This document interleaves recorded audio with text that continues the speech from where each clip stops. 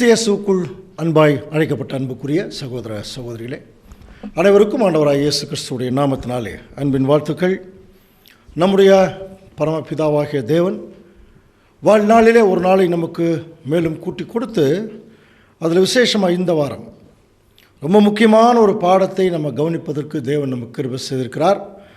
நம்முடைய பிதாவாகிய தேவனுக்கு நம்முடைய இரட்சகர் மூலம் நம் துதிகளையும் ஸ்தோத்திரங்களையும் நாம் மேலெடுத்துக்கொள்வோம். அன்புக்குரிய சகோதர சகோதரிகளே, கடந்த வாரத்தில் இஸ்ரேலை பற்றின ஒரு பெரிய தீர்க்க தரிசனம் பார்த்தோம் இல்லையா? தேவனுடைய திட்டத்தில் இஸ்ரேல் ஜனங்கள் எப்படி உள்ளே வந்தாங்க, விசேஷமாக ஆபிரகாமின் நிமித்தமாக அவர்களுடைய ஹிஸ்ட்ரி கம்ப்ளீட்டாக பழைய ஏற்பாட்டு காலத்தில் எப்படியெல்லாம் இருந்தது. கடைசியாக ஆண்டவர் இயேசு கிறிஸ்துடைய காலத்துக்கு பிறகு ஒரு தண்டனைக்குள்ளே இஸ்ரேல் ஜனங்கள் எப்படி போனாங்க, அப்படியே போனவர்களை தேவன் கைவிட்டுட்டாரா அப்படின்னு சொல்லி பார்க்கும்போது அவர் கைவிடல. மறுபடியும் ஒரு தண்டனையின் காலம் முடிஞ்சு நான் அவர்களை கூட்டி சேர்ப்பேன்னு சொல்லி நிறைய தீர்க்கதரிசிகள் மூலம் தேவன் பேசினார். அதில் விசேஷமாக எசேக்கியேல் 37ஆம் அதிகாரம் ஞாபகம் இருக்குல்ல? போன வாரம் பார்த்தோம் இல்லையா? அதில் உலர்ந்த எலும்புகள், எல்லா எலும்புகளெல்லாம் ஒன்று சேர்ந்தது, நரம்புகள் ஒன்று சேர்ந்தது, தோல் மூடிச்சு, கடைசியாக இஸ்ரேல் ஜனங்கள் ஒரு பெரிய சேனையாய் நின்றார்கள். பார்த்தோம் இல்லையா? ஸோ அன்புக்குரிய சகோதர சகோதரர்களே, கடந்த வாரத்தில் நம்ம பார்த்தது ஒரு தடவை ரீகால் பண்ணிக்கலாம். இந்த 2000 வருஷமாக தேவன் அவ்வளோ பெரிய ரிஸ்க் எடுத்து பல தீர்க்க தரிசனங்கள் சொல்லி அந்த தீர்க்க தரிசனங்களை நிறைவேற்றுவதற்கு பல ஜனங்களை தயார் பண்ணி பல நூற்றாண்டுகள் அதற்காக தேவன் என்ன செய்கிறார், ஒர்க் அவுட் பண்ணுறார். ஸோ இவைகளெல்லாம் பார்த்திங்கன்னா தேவனுடைய அனாதி தீர்மானத்தின்படி இஸ்ரேல் ஜனங்கள் எல்லாம் ஒன்று சேர்ந்து ஏறக்குறைய இன்றைக்கி இஸ்ரேல் நாட்டுக்கு வந்தாச்சு. இஸ்ரேலுக்கு ஒரு சுதந்திரம் வாங்கியாச்சு. கடைசியாக எப்படி முடித்தோம்? இவ்வளோ கஷ்டப்பட்டு இஸ்ரேல் ஜனங்களை தேவன் ஏன் அந்த இடத்திற்கு கொண்டு வந்து சேர்க்க வேணும்? புரியுதுங்களா? அதனுடைய முடிவை தான் இன்றைக்கி நம்ம பார்க்க போகிறோம். தேவனுடைய மகா பெரிய திட்டத்தில் அன்புக்குரிய சகோதர சகோதரர்களே, இந்த உலகத்தினுடைய ஒரு முடிவு பக்கத்தில் நம்ம வந்திருக்கோம். அந்த முடிவை தேவன் எப்படி இந்த பூமியில் செயல்படுத்த போகிறாருங்கிறத செயல்படுத்துவதற்கு முன்பு ஜஸ்ட்டு முன்னால் இன்றைய நாளில் தேவன் அவருடைய தீர்க்க தரிசனங்களின் மூலமாக விசேஷமாக இதை கேட்டுக்கொண்டிருக்கிறவர்களுக்கு அதை வெளிப்படுத்த போகிறார். புரியுதுங்களா? இதுக்கு முன்னாடி நிறைய சகோதரர்களெல்லாம் நிறைய கேட்டுட்டாங்க, நாங்களும் நிறைய கேட்டோம் இதை குறித்து. சரி, இப்படி ஒரு சூழ்நிலை இருக்கும்போது இஸ்ரேல் நாடு, இஸ்ரேல் ஜனங்கள் இதை என்ன சொல்கிறாங்க தெரியுங்களா? ஒரு ஹிஸ்ட்ரி மிராக்கிள் அப்படின்னு சொல்கிறாங்க. ஏன் அப்படின்னா, நம்ம நாட்டில் நம்ம நாடும் தான் சுதந்திரம் வாங்கினாங்க ஆங்கிலேயர்த்திருந்து. இங்கேயே மேன் பவர் எக்கச்சக்கமான ஜனங்கள் போராடி அப்புறம் சுதந்திரம் வாங்கினாங்க. ஆனால் இஸ்ரேல் ஜனங்களுடைய நிலைமையை பாருங்கள். அதாவது உலகமெங்கும் சிதறடிக்கப்பட்டு எல்லா நாடுகளிலிருந்து ஒன்றா ஒரு நாட்டில் எத்தனை வருஷம்? 2000 வருஷம். ஒரு வருஷம் 2 வருஷம் கிடையாது. யோசனை பண்ணி பாருங்கள். அப்படின்னா அவங்களுடைய அந்த ஒரு நூல் பிடிச்சமாக அந்த ஹிஸ்ட்ரி எவ்வளவு தூரம் நீண்டுட்டு வருது பாருங்கள். அது தேவனுடைய சித்தம், அவருடைய மகா பெரிய கிருபை, அப்புறம் அவருடைய வழிநடத்தல், அவருடைய தீர்க்க தரிசனம். அதனால தான் பாருங்கள், 2000 வருஷம் ஆனால் கூட அதே ஜாதி ஜனங்கள் திரும்பவும் தங்களுடைய சொந்த நாட்டுக்கு திரும்பி வந்திருக்கிறாங்கன்னா எவ்வளோ பெரிய அதிசயம். திரும்பி வந்தது மட்டுமல்ல, அதை அவர்கள் சுதந்தரித்து கொள்வார்கள்னு வசனம் இருக்குது பாருங்கள். விசேஷமாக பாருங்கள், எரேமியா 30ஆம் அதிகாரத்தில் எப்படி ஆரம்பிக்கிற பாருங்கள், 3ஆம் வசனம். இதோ நாட்கள் வரும் என்று கர்த்தர் சொல்கிறார். நம்ம கூட சொல்கிறோம் இல்லையா, ஒரு நாள் வரும், ஒரு டைம் வரும், வந்தாச்சு. நாட்கள் வரும் என்று கர்த்தர் சொல்லுகிறார். அப்பொழுது நான் இஸ்ரேலும் யூதாவுமாய் இருக்கிற என் ஜனத்தினுடைய சிறையிருப்பை திருப்பி. அதே 2ஆக சொல்கிறார். நமக்கு ஏற்கனவே பழைய ஹிஸ்ட்ரி தெரியும் இல்லையா? சாலமோன் காலத்துக்கு அப்புறமே யூதா பெஞ்சமின் கோத்திரம் ஒரு கோத்திரமாக போயிட்டாங்க, மிச்சம் 10 கோத்திரம் தனியாக போனாங்க. யூதா பெஞ்சமின் கோத்திரத்துக்கு யூத ராஜ்யம்னு பேர், 10 கோத்திரத்துக்கு இஸ்ரேல் ராஜ்யம்னு பேர். அதை தான் இங்கே சொல்கிறார். இப்போ அவங்க திரும்பி வரும்போது 12 கோத்திரமும் ஒன்றா உள்ளே வர்றாங்க. அதனால தான் சொல்கிறார், யூதாவும் இஸ்ரேலுமாகிய ஜனத்தினுடைய சிறையிருப்பை நான் திருப்பி நான் அவர்களுக்கு பிதாக்களுக்கு கொடுத்த தேசத்துக்கு அவர்களை திரும்பி வர பண்ணுவேன், அதை அவர்கள் சுதந்தரித்துக் கொள்வார்கள். பாருங்க, சுதந்திரமே வாங்கிக்குவாங்கன்னு இருக்கு பைபிளில். ஸோ 1948 வருஷம் மே மாதம் 14 நள்ளிரவு பிரிட்டிஷ் சுதந்திரம் கொடுத்தாங்க. ஸோ அதை பார்த்தீங்கன்னா இந்த பாலஸ்டீன் போஸ்ட்டுங்கிறது அன்றைக்கி இருந்த மிடில் ஈஸ்டில் மிகப்பெரிய பத்திரிகை. அதில் போட்டிருக்காங்க பாருங்கள், the state of Israel is born அப்படின்னு அங்கே போட்டிருக்காங்க. அது வரைக்கும் ஒரு தேசமே இல்லாதிருந்த ஒரு தேசம். ஆக்சுவலாக பார்த்தீங்கன்னா இஸ்ரேல் நாடு நம்ம தமிழ்நாட்டோட ரொம்ப சின்னதுங்க, பாதி கூட இல்லைன்னு சொல்லலாம். அந்த அளவுக்கு பாருங்கள், அந்த படத்தை பார்த்தீங்கனாலே தெரியும், ரொம்ப ரொம்ப சின்னது. சுற்றில் இருக்கிற அரபு நாடுகளோட கம்பேர் பண்ணிங்கன்னா பாருங்கள், சுற்றிலும் பாருங்கள், மேலே Turkey, Syria, Iraq, Jordan, Iran, Saudi Arabia, Oman, Yemen, Sudan, Egypt, இத்தனை நாடுகள் சுற்றில் இருக்குது. புரியுதுங்களா? இன்னும் நிறைய நாடுகள் இருக்குது. அதில் பார்த்தீங்கன்னா ஒரு சின்ன பொட்டு மாதிரி இருக்குது பாருங்கள், ஒரு சின்ன பொட்டு மாதிரி இருக்குது. இவ்வளோதான் இஸ்ரேல் நாடு. ஆனால் எத்தனை காலங்கள் இந்த ஜனங்கள் புறஜாதிகளுக்குள்ள சிதறடிக்கப்பட்டு தேவனுடைய தீர்மானத்தின்படி இப்போ ஒன்றா சேர்த்துட்டான். ஒரு நாடு உதயமாயிடுச்சு. 1985 வருஷங்கள் வரைக்கும் கவனிச்சிங்கன்னா இஸ்ரேல் என்கிற நாடு உலக மேப்பில் யாருமே அங்கீகரிக்கலை, உலக மேப்லேயே இல்லையா அப்படின்னா பாருங்கள். ஆனால் தேவனுடைய திட்டம் அதல்ல. அவர் சொல்கிறார், உன்னை ரட்சிப்பதற்காக நான் உன்னுடனே கூட இருக்கிறேன் என்று கர்த்தர் சொல்லுகிறார். உன்னை சிதறடித்த எல்லா ஜாதிகளையும் நான் நிர்மூலமாக்குவேன். இதே இறைமையாக தான் படிக்கிற 30ஆம் அதிகாரத்தில், உன்னை சிதறடித்த எல்லா ஜாதிகளையும் நிர்மூலமாக்குவேன். ஆனால் இஸ்ரேல் ஜனங்களுக்கு சொல்கிறா பாரு, உன்னையோ நான் நிர்மூலமாக்காமலும் முற்றிலும் தண்டியாமலும் விடாமலும். புரியுதுங்களா? மட்டாய் தண்டிப்பேன். என்ன சொல்கிறாருன்னா, உன்னை சிதறடித்த எல்லா ஜாதிகளையும் நான் சிதறடிப்பேன், உன்னையும் தண்டிக்காமல் விட மாட்டேன். பாருங்க, உன்னை முற்றிலும் தண்டியாமலும் விடாமலும் மட்டாய் தண்டிப்பேன், உன்னையும் தண்டிக்காமல் விட மாட்டேன், உனக்கும் தண்டனை இருக்குன்னா.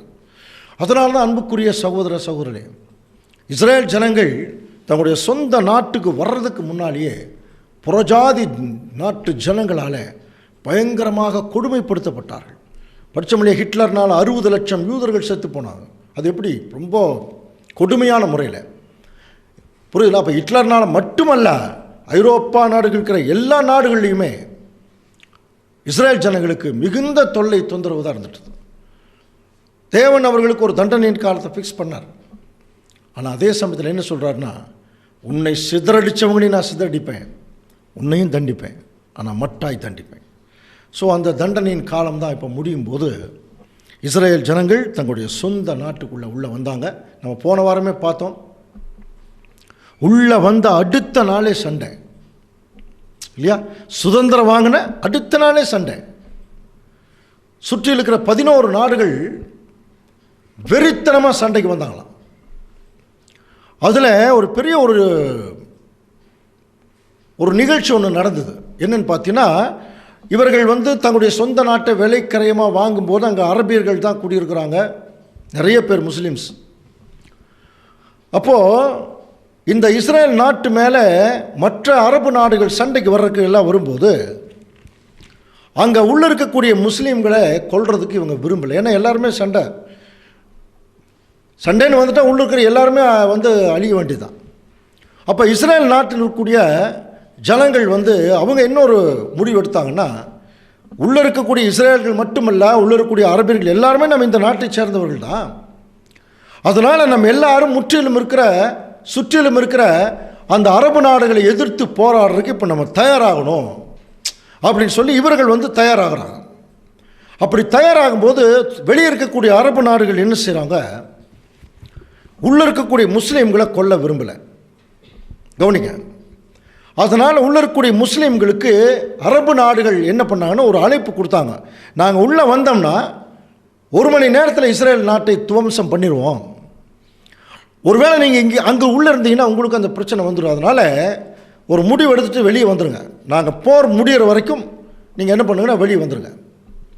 என்று சொல்லி அவர்கள் சொல்லும்போது, உள்ளே இருக்கக்கூடிய இஸ்ரேல் தேசத்துக்குள்ளே ஏற்கனவே குடியிருந்த அரபியர்கள், முஸ்லீம்கள் அவங்க திங்க் பண்ணாங்க, அதாவது இப்போ இஸ்ரேல் இப்போ தான் வந்திருக்குது, சுதந்திரமே இன்றைக்கி தான் வாங்குது, பெரிய அளவில் இவங்க ஒரு பெரிய ஒரு தயார் நிலையில் இருக்கிறதுக்கான வாய்ப்பு இல்லை, எந்த விதமான ஒரு எக்யூப்மெண்ட்ஸும் அதிகமாக இல்லை, இவர்கள் அரபியர்களை எதிர்த்து ஜெயிக்க முடியாது. ஆனால் அரபியர்கள் சுற்றிலும் நிறைய ஏற்கனவே அவர்கள் நாடுகளெல்லாம் கொஞ்சம் கொஞ்சம் நல்லா வளர்ந்து நிற்குது, நிறைய பவர், மேன் பவர், வெப்பன் நிறைய இருக்குது. ஸோ அப்போ அவர்கள் ஈஸியாக இஸ்ரேல் ஜனங்களை பிடிச்சிருவாங்க. அதனால் இவங்க என்ன முடிவு எடுத்தாங்கன்னா, உள்ளே இருக்கக்கூடிய அரபியர்கள் சரி நம்ம போர் முடிகிற வரைக்கும் வெளியே போயிருக்கலாம் அப்படின்னு சொல்லி தங்கள் இஸ்ரேல் நாட்டை விட்டு வெளியே வந்தாங்க.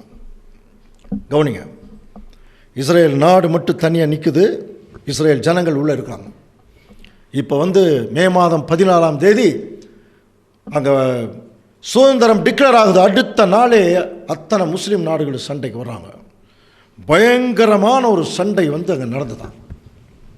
எல்லாரும் என்ன எதிர்பார்த்துட்டு இருந்தாங்க, ரொம்ப சீக்கிரம் இஸ்ரேல் ஜனங்களை துரத்திடலாம் வெளியே என்று நினைக்கும் போது, அன்புக்குரிய சகோதர சகோதரர்களே, ஆச்சரியமான ஒரு வெற்றி தேவன் அவர்களுக்கு கொடுத்தார். இது ஏற்கனவே நம்ம படித்தோம் போன வாரத்திலே. அந்த 6 நாள் யுத்தம் எப்படி நடந்தது, அதுக்கு முன்னாடி நிறைய யுத்தங்கள் எல்லாம் நடந்தது, அதெல்லாம் படித்தோம் இல்லையா. அதில் விசேஷமாக கவனிச்சு பார்த்தீங்கன்னா, இந்த சீரிய படைகள் எல்லாமே இஸ்ரேல் ஜனங்களை நோக்கி முன்னேறி வரும்போது, அந்த டேஜேனியாங்கிற இடம், அது பாருங்கள், இந்த படத்தில் பார்த்தீங்கன்னா இந்த கலிலேயாவுக்கு கொஞ்சம் கீழ்ப்பகுதியில் அங்கே சீரிய படைகள் எல்லாம் இஸ்ரேலை நோக்கி வந்துட்டுருக்குறாங்க. அப்படி வந்துட்டு இருக்கும்போது இஸ்ரேல் ஜனங்கள் அவங்களுடைய படை பிரிவில் எந்த விதமான எக்யூப்மெண்ட்ஸுமே இல்லை. அப்படி ஒரு சூழ்நிலை வரும்போது, அன்னைக்கு இருந்தார் லெஃப்டினன்ட் கவர்னர் கலோனல் சொல்கிறாங்க, மோசே தயான், அவர் ஒரு பிரைம் மினிஸ்டராக இருந்தவர் தான். அவர் ஒரு மிகப்பெரிய தளபதி. அவர் என்ன பண்ணியிருக்கார், ஏற்கனவே பிரான்ஸு ரஷ்யாவில் நடந்த யுத்தங்களில் சில ஆயுதங்கள் எல்லாம் என்ன பண்ணிடுச்சுன்னா அப்படியே டிஸ்மேண்டில் பண்ணிட்டாங்க, பிச்சு போட்டுட்டாங்க. அது என்ன பண்ணியிருக்காங்கன்னா இங்கே கொண்டு வந்தெல்லாம் இறக்கியிருக்கிறாங்க. அப்படி இறக்கியிருக்கும்போது வித்தின் 1 ஹவரில் அதை கம்ப்ளீட்டாக திரும்பவும் அசம்பிள் பண்ணாராம். அந்த ஒரு ஆயுதங்களை அசம்பிள் பண்ணி திரும்பவும் சிறிய படைகளை நோக்கி அடிச்சிருக்காங்க, துரத்திட்டு போயிருக்கிறாங்க. அப்படின்னா பாருங்கள், அப்போது என்ன இவர்களுக்கு இருக்கிற திறமை யாருனாலுமே கணிக்கவே முடியல இஸ்ரேலுடைய இராணுவ வீரர்கள். அதே மாதிரி இதே ஒரு காலப்பகுதியில் இந்த சிறிய படைகள் எல்லாம் அவர்களை ரொம்ப அதிகமாக ஆர்ட்டிலரி நெருங்கும் போது இவர்கள் கையில் ஒரு வெப்பன் இல்லாமல் வெறும் அந்த பெட்ரோல் ட்ரம் இருக்குது பார்த்தீங்களா, அதில் உள்ள பெட்ரோல் ஊற்றி கொளுத்தி விட்டு மலையிலேருந்து உருட்டி விட்டாங்களாம். இப்போ இது சீரிய படைகள் பார்த்துட்டு, ஒரு பயங்கரமான புது ஆயுதத்தில் நம்மளை தாக்க வர்றாங்க அப்படின்னு சொல்லி அவங்க என்ன பண்ணியிருக்காங்கன்னா புறமிது விட்டு ஓடி இருக்கிறாங்க. இவங்க அவங்கள துரத்திட்டு போய் அவங்களுடைய ஆயுதங்களை எடுத்துகிட்டு போய் அவங்கள துரத்தி, இதெல்லாமே அந்த சுதந்திரம் அடைஞ்ச அடுத்த அந்த வாரில் நடக்கக்கூடிய அதிசயங்கள். அதுக்கப்புறம் இதே மாதிரி ஒரு பெரும் படை இஸ்ரேலை நோக்கி தெற்கு பக்கம் நெருங்குறாங்கன்னு தெரிஞ்ச உடனே அன்னைக்கு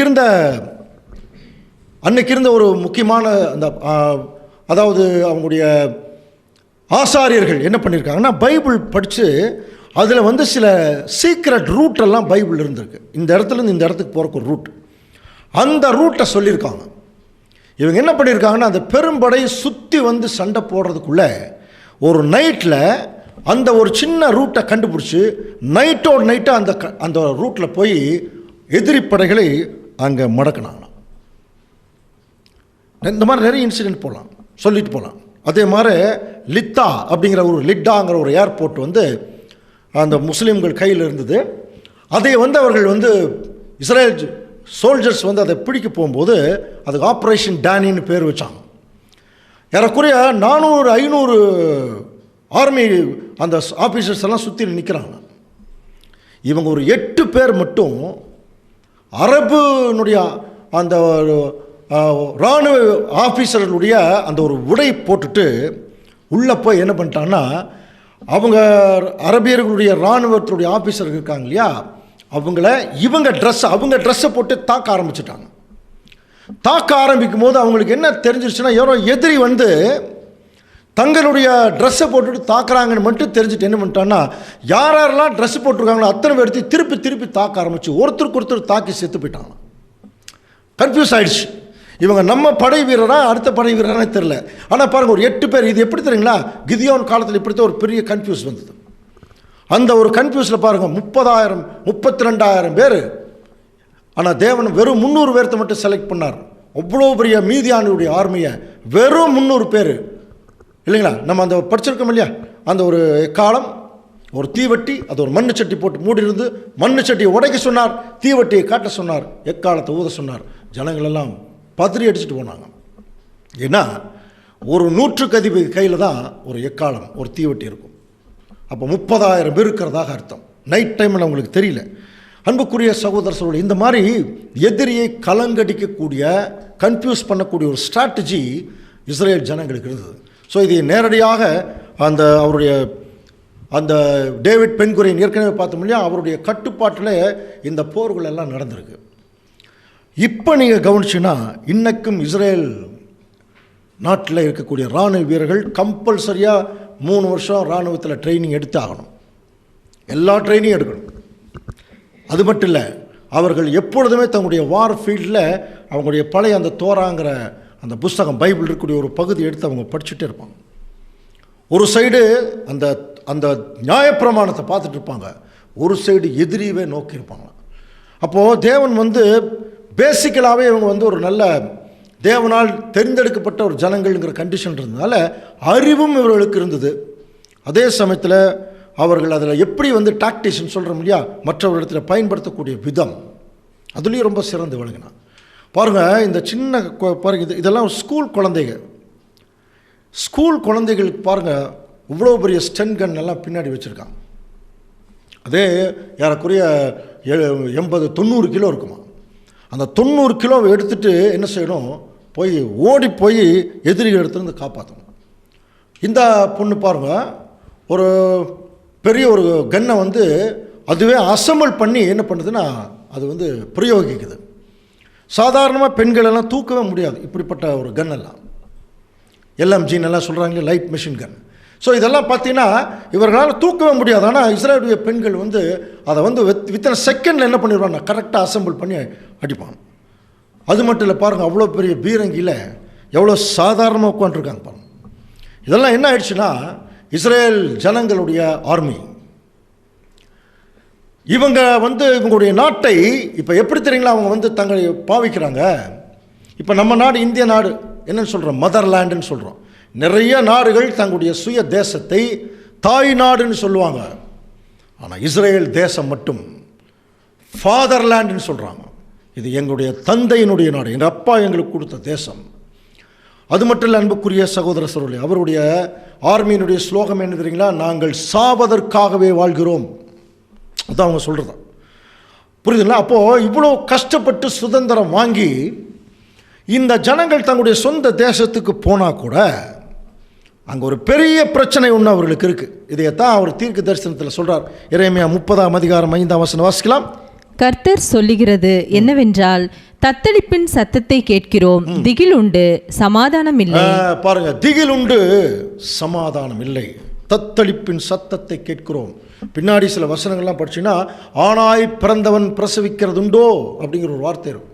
அந்த அளவுக்கு பயங்கரமான ஒரு பிரச்சனைகளுக்கு நடுவில் ஒரு மாட்டியிருக்காங்க இஸ்ரேல் ஜனங்கள்.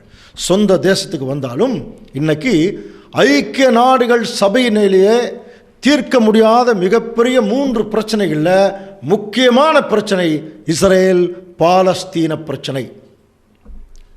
இது என்ன, இதை குறித்த அதிகமான நியூஸஸ் எல்லாம் வந்துட்டு இருக்குது கடந்த வருஷங்களில். ஆனால் அதிகமான பேர் இதை கவனிக்க மாட்டாங்க. ஆனால் தீர்க்க தரிசனத்தை உற்று கவனிக்கக்கூடிய தேவனுடைய பிள்ளைகள் வந்து இதை உற்று கவனிச்சுட்டே இருப்பாங்க. ஏன்னா இதை வச்சு தான் தேவன் இந்த உலகத்தை முடிக்க போகிறார். அப்படிங்கிற போது அதை உற்று கவனிப்பாங்க. அன்புக்குரிய சகோதர சகோதரி, இன்னும் சொல்லப்போனால் உலகத்தினுடைய ஜாகிரபிக்கல் மைய பாயிண்ட் எதுன்னு சொன்னாலே அது இஸ்ரேல் நாடு. கீழே இருக்கிற எகிப்து, மேலே கொஞ்சம். இங்கே தான் ஒரு பெரிய பிரச்சனையவே தேவன் கொண்டு வர போகிறார். என்ன இந்த பிரச்சனை? என்று சொல்லி கவனிக்கும்போது இந்த படத்தை கொஞ்சம் பாருங்கள். இஸ்ரேல் நாடு அந்த பச்சையாக இருக்கு இல்லையா, அது இஸ்ரேல் ஜனங்கள் சுதந்திரம் வாங்குவதற்கு முன்பாக அவர்கள் போய் குடியேற ஆரம்பித்தாங்க தங்களுடைய சொந்த தேசத்தில். தேவன் இவங்களுக்கு கொடுத்த தேசம், அதுக்கு பவுண்டரியே போட்டு கொடுத்துருக்காருலாம் படிச்சிருக்கோம். அப்போ இவர்கள் கொஞ்சம் கொஞ்சமாக 1947 வருஷத்தில் பார்த்தீங்கன்னா பச்சையாக இருக்கிறது ஃபுல்லாக அந்த அரபியர்களுடைய குடியிருப்பு. அதுக்கப்புறம் சில பார்ட்டிஷன் எல்லாம் பண்ணாங்க. ஐக்கிய நாடுகள் சபையினுடைய ஒரு ஆலோசனையின்படி அதில் பார்த்தீங்கன்னா தெற்கு பக்கம் இருக்கக்கூடிய பகுதி முழுவதும் இஸ்ரேல் ஜனங்களுடைய கைக்கு வந்துச்சு. அதே 1967 வருஷம் 6 நாள் யுத்தம் நடக்கும்போது ஏறக்குறைய 80% அந்த இஸ்ரேல் நாட்டினுடைய பகுதி இஸ்ரேல் ஜனங்களுடைய கண்ட்ரோலுக்கு வந்தது. ஜெருசலேமினுடைய ஒரு பகுதியே தவிர அந்த தேவாலயம் இருக்கு இல்லையா, அந்த ஒரு பகுதியை, அந்த ஒரு இடம் மட்டும். ஏன்னா அது 3 பேருக்கும் ஹோலி லேண்டுன்னு சொல்கிறாங்க. கிறிஸ்தவர்களுக்கு அதுதான் ஹோலி லேண்டு, முஸ்லீம்களுக்கு அதுதான் ஹோலி லேண்டு, யூதர்களுக்கும் அதுதான் ஹோலி லேண்டு. அந்த மாதிரி அதுக்கு பிறகு கவனித்து பார்த்தீங்கன்னா இப்போ இருக்கக்கூடிய நிலைமையை கவனிக்கும் போது ஏறக்குறைய 95% இஸ்ரேல் ஜனங்களுடைய கைக்கு அந்த இடம் வந்தாச்சு. இப்போ கேள்வி என்னென்னா, இது வந்ததுக்கு பிறகு நிறைய மாற்றங்கள் அங்கே நடந்தது. நம்ம ஏற்கனவே படித்தோம் இல்லையா, 1948 வரைக்கும் இங்கே மழையே இல்லை. இஸ்ரேல் ஜனங்கள் போய் குடியேறதுக்கப்புறம் தேவன் மும்மாரியை கொடுத்து அது செழிப்போட வளர வளர அங்கே இருந்த வெளியேறினாங்க பாருங்கள் அரபியர்கள். இப்போ நம்ம ஏற்கனவே சொன்னோம் இல்லையா, இந்த சண்டை போடும்போது வெளியே போனாங்க இல்லையா அந்த அரபியர்கள், முஸ்லீம்கள். கடைசியில் சண்டை முடித்த உடனே இப்போ இஸ்ரேல் ஜனங்களுடைய தலைவர்கள் எல்லாம் என்ன சொன்னாங்க, நம்ம இது நம்முடைய நாடு, நீங்கள் முஸ்லீம்களாக இருந்தாலும் நாம் இஸ்ரேல் ஜனங்கள் நம்முடைய நாடு, நம்ம போராடுவோங்கிற போது அந்த அரபியர்கள் மற்ற முஸ்லீம்களுடைய பேச்சை கேட்டு என்ன பண்ணாங்க, இந்த உள்ளிருந்த முஸ்லீம்கள்லாம் வெளியே போனாங்க, தப்பிச்சுக்கலான்னு போனாங்க. கடைசியில் என்னாச்சுன்னா இவர்கள் வெளியே போய் சண்டை முடிஞ்சு இஸ்ரேல் ஜெயிச்சதுக்கப்புறம் என்ன பண்ணிட்டாங்கன்னா இஸ்ரேல் எல்லா பார்டரையும் க்ளோஸ் பண்ண சொன்னார். டேவிட் பென்குரியன், இனி ஒருத்தர் உள்ள வரக்கூடாது முஸ்லீம்ஸ். புரியுது? அந்த அளவுக்கு என்ன ஆயிடுச்சுன்னா கொஞ்சம் கொஞ்சமாக அந்த ஒரு ஆக்கிரமிப்பு மாற ஆயிடுச்சு அவங்களுக்கு பார்வையில். ஆனால் தேவன் ஏற்கனவே இவங்களுக்கு கொடுத்த தேசம் 2000 வருஷமானாலும் சரி 4000 வருஷமானாலும் சரி ஆபிரகாமின் சந்ததிக்கு தேவன் கொடுத்த தேசம். அந்த அடிப்படையில் தான் தேவனுடைய ஒரு தீர்க்க தரிசனத்தில் தான் உள்ளே வந்திருக்காங்க. இது உலக ஜனங்களுக்கோ அரசியல்வாதிகளுக்கோ ஐக்கிய நாடுகள் சபைக்கோ தெரியாது. சத்தியத்தை அறிந்து கொண்டவர்களுக்கு தெரியும், எல்லா ஜனங்களுக்கும் தெரியும். சத்தியத்தை அறிந்து கொண்டோம், தேவன் அவங்களுக்கு கொடுத்த தேசம். அதனால தான் ஆமோஸில் கடைசியாக படித்தோம் இல்லையா, இனி அந்த தேசத்திலே அவர்களை நான் நட்டுவேன், அதிலிருந்து அவர்கள் பிடுங்கப்படுவதில்லை. ஸோ இனி யாராலும் இஸ்ரேல் ஜனங்கள் அதிலிருந்து வெளியே எடுக்க முடியாது. அது நமக்கு தீர்க்க தரிசனம். ஸோ அந்த அடிப்படையில் கவனிச்சு பார்த்தீங்கன்னா இஸ்ரேல் ஜனங்கள் தங்களுடைய சொந்த நாட்டுக்குள்ளே தேவனுடைய தீர்மானத்தின்படி இப்போ தங்களுடைய சொந்த நாட்டை சுதந்திரிக்கும் போது உள்ளுக்குள்ளே ஏற்கனவே இருந்த அரபியர்கள், புரியுதுங்களா, பாலஸ்தீனியர்கள் முதல் அந்த பாலஸ்தீனாங்கிற பேர் 1960 தான் வந்துதான். அதுக்கு முன்னாடி அந்த பேரே இல்லை. புரியுது? நாங்கள் பாலஸ்தீனியர்கள் அந்த வகுப்பா ஆக்சுவலாக இஸ்ரேல் நாடு அதுக்கு பாலஸ்தீனான்னு பேர் வச்சுட்டாங்க 1960. அப்போது இவங்க என்னட்டா, நாங்கள் ஏற்கனவே இங்கே குடியிருந்தவங்க, ஏன் அவங்க பாலஸ்தீனர்கள் பேர் வச்சாங்கன்னா நாங்கள் ஏற்கனவே அங்கே குடியிருந்தவங்க, எங்களை இவங்க என்ன பண்ணிட்டாங்கன்னா தந்திரமாக வெளியேற்றிட்டு எங்கள் நாட்டை ஆக்கிரமிச்சிட்டாங்க, அதனால் எங்கள் நாடை எங்களுக்கு வேணும், அதனால் இஸ்ரேல் ஜனங்களை வெளியே போய் சொல்லுங்க. இதுதாங்க இன்றைக்கி பிரச்சனை. ஆனால் தேவன் இவங்களுக்கு ஏற்கனவே தீர்க்க தரிசனம் என்ன சொல்லியிருக்கார், வாசிக்கலாம். ஏசாயா 43:5-6. பயப்படாதே, நான் உன்னுடனே இருக்கிறேன், நான் உன் சந்ததியை கிழக்கிலிருந்து வரப்பண்ணி, பாருங்க, கிழக்கிலிருந்து வரப்பண்ணி உன்னை மேற்கிலும் இருந்து கூட்டி சேர்ப்பேன், மேற்கிலும் இருந்து கூட்டி சேர்ப்பேன். நான் வடக்கே நோக்கி கொடு என்றும் தெற்கே நோக்கி வைத்திராதே என்று சொல்லி தூரத்திலிருந்து என் குமாரரை பூமியின் கடையாந்திரத்திலிருந்து என் குமாரத்தையும் நான் என் மகிமைக்கென்று சிருஷ்டித்து உருவாக்கி படைத்து என் நாமம் தரிக்கப்பட்ட யாவரையும் கொண்டு வா என்பேன். பாருங்க, வடக்கே நோக்கி கொடுன்னு சொல்வாரா, கிழக்கிலிருந்து வான்னு சொல்லுவார். அப்போ பாருங்க, தூரத்திலிருந்து என் குமாரர், என் குமார். இன்னைக்கும் இஸ்ரேல் ஜனங்களை தேவன் தம்முடைய பிள்ளைகளாக தான் நினைக்கிறார். எல்லாத்தையும் கொண்டு வாங்க. அப்படி கொண்டு வந்ததுக்கு பிறகு தான் 1998 வருஷத்தில் பாப்புலேஷன் எடுத்துருக்காங்க, 6 கோடி பேர் உள்ளே வந்தாச்சு. அப்படியே கொஞ்சம் கொஞ்சமாக மைக்ரேஷன் ஆகி அப்படி வரும்போது உள்ளே இருக்கக்கூடிய பாலஸ்தீனர்களுக்கு இப்போ என்ன ஆயிடுச்சுன்னா இடம் இல்லாமல் போனதுனால அதை வச்சு ஆரம்பிக்கப்பட்ட ஒரு ஆர்கனைசேஷன் தான் பாலஸ்தீன விடுதலை இயக்கம். அதனுடைய தலைவர் தான் இவர் யாசர் அரஃபத். புரியுதுங்களா? ஸோ இவங்க என்ன பண்ணிட்டாங்கன்னா, இது பாலஸ்தீனா எங்களுக்கு தான் சொன்னதுனால 1960வது வருஷத்துலேயே இவங்க என்ன பண்ணிட்டாங்கன்னா பாலஸ்தீனான்னு அதை கூப்பிட ஆரம்பிச்சிட்டான். அதிலிருந்து பிரச்சனை ஸ்டார்ட் ஆச்சு. இந்த பாலஸ்தீன விடுதலை இயக்க தலைவர் யாசர் அரஃபத்து அதை சுற்றில் இருக்கிற எல்லா முஸ்லீம் நாடுகளுடைய சப்போர்ட்டை வாங்கிட்டு ஐக்கிய நாடுகள் சபையை நிர்பந்தப்படுத்த ஆரம்பித்தார். எங்கள் நாடு எங்களுக்கு வேணும். அந்த இடத்துல அவங்க வேணால் கொஞ்சம் இருந்துட்டு போனாங்க, நாங்கள் தான் ஒரிஜினல், எங்களுக்கு வேணும். இஸ்ரேல் ஜனங்க என்ன சொல்கிறாங்க, இது எங்கள் தாத்தா எங்களுக்கு கொடுத்தது, எங்கள் தேவன் எங்களுக்கு கொடுத்த தேசம், அதை நாங்கள் விட முடியாது. பாருங்கள், இவங்க நாங்கள் ரொம்ப நாளாக குடியிருந்தோம், அது எங்களுக்கு வேணும்னு கேட்குறாங்க. ஆனால் இஸ்ரேல் ஜனங்கள் இது எங்கள் அப்பா எங்கள் தேவன் கொடுத்த தேசம், இது எங்களுக்கு வேணும்னு கேட்குறாங்க. இதில் எது கரெக்டு? யோசனை பண்ணி பார்க்கலாம். சத்தியத்தின்படி, தேவனுடைய தீர்க்க தரிசனத்தின்படி இஸ்ரேல் ஜனங்களுடைய உரிமை தான் கரெக்டு. ஆனால் உலகத்தில் இருக்கக்கூடிய தலைவர்களுக்கோ மற்றவங்களுக்கோ அது தெரியாது.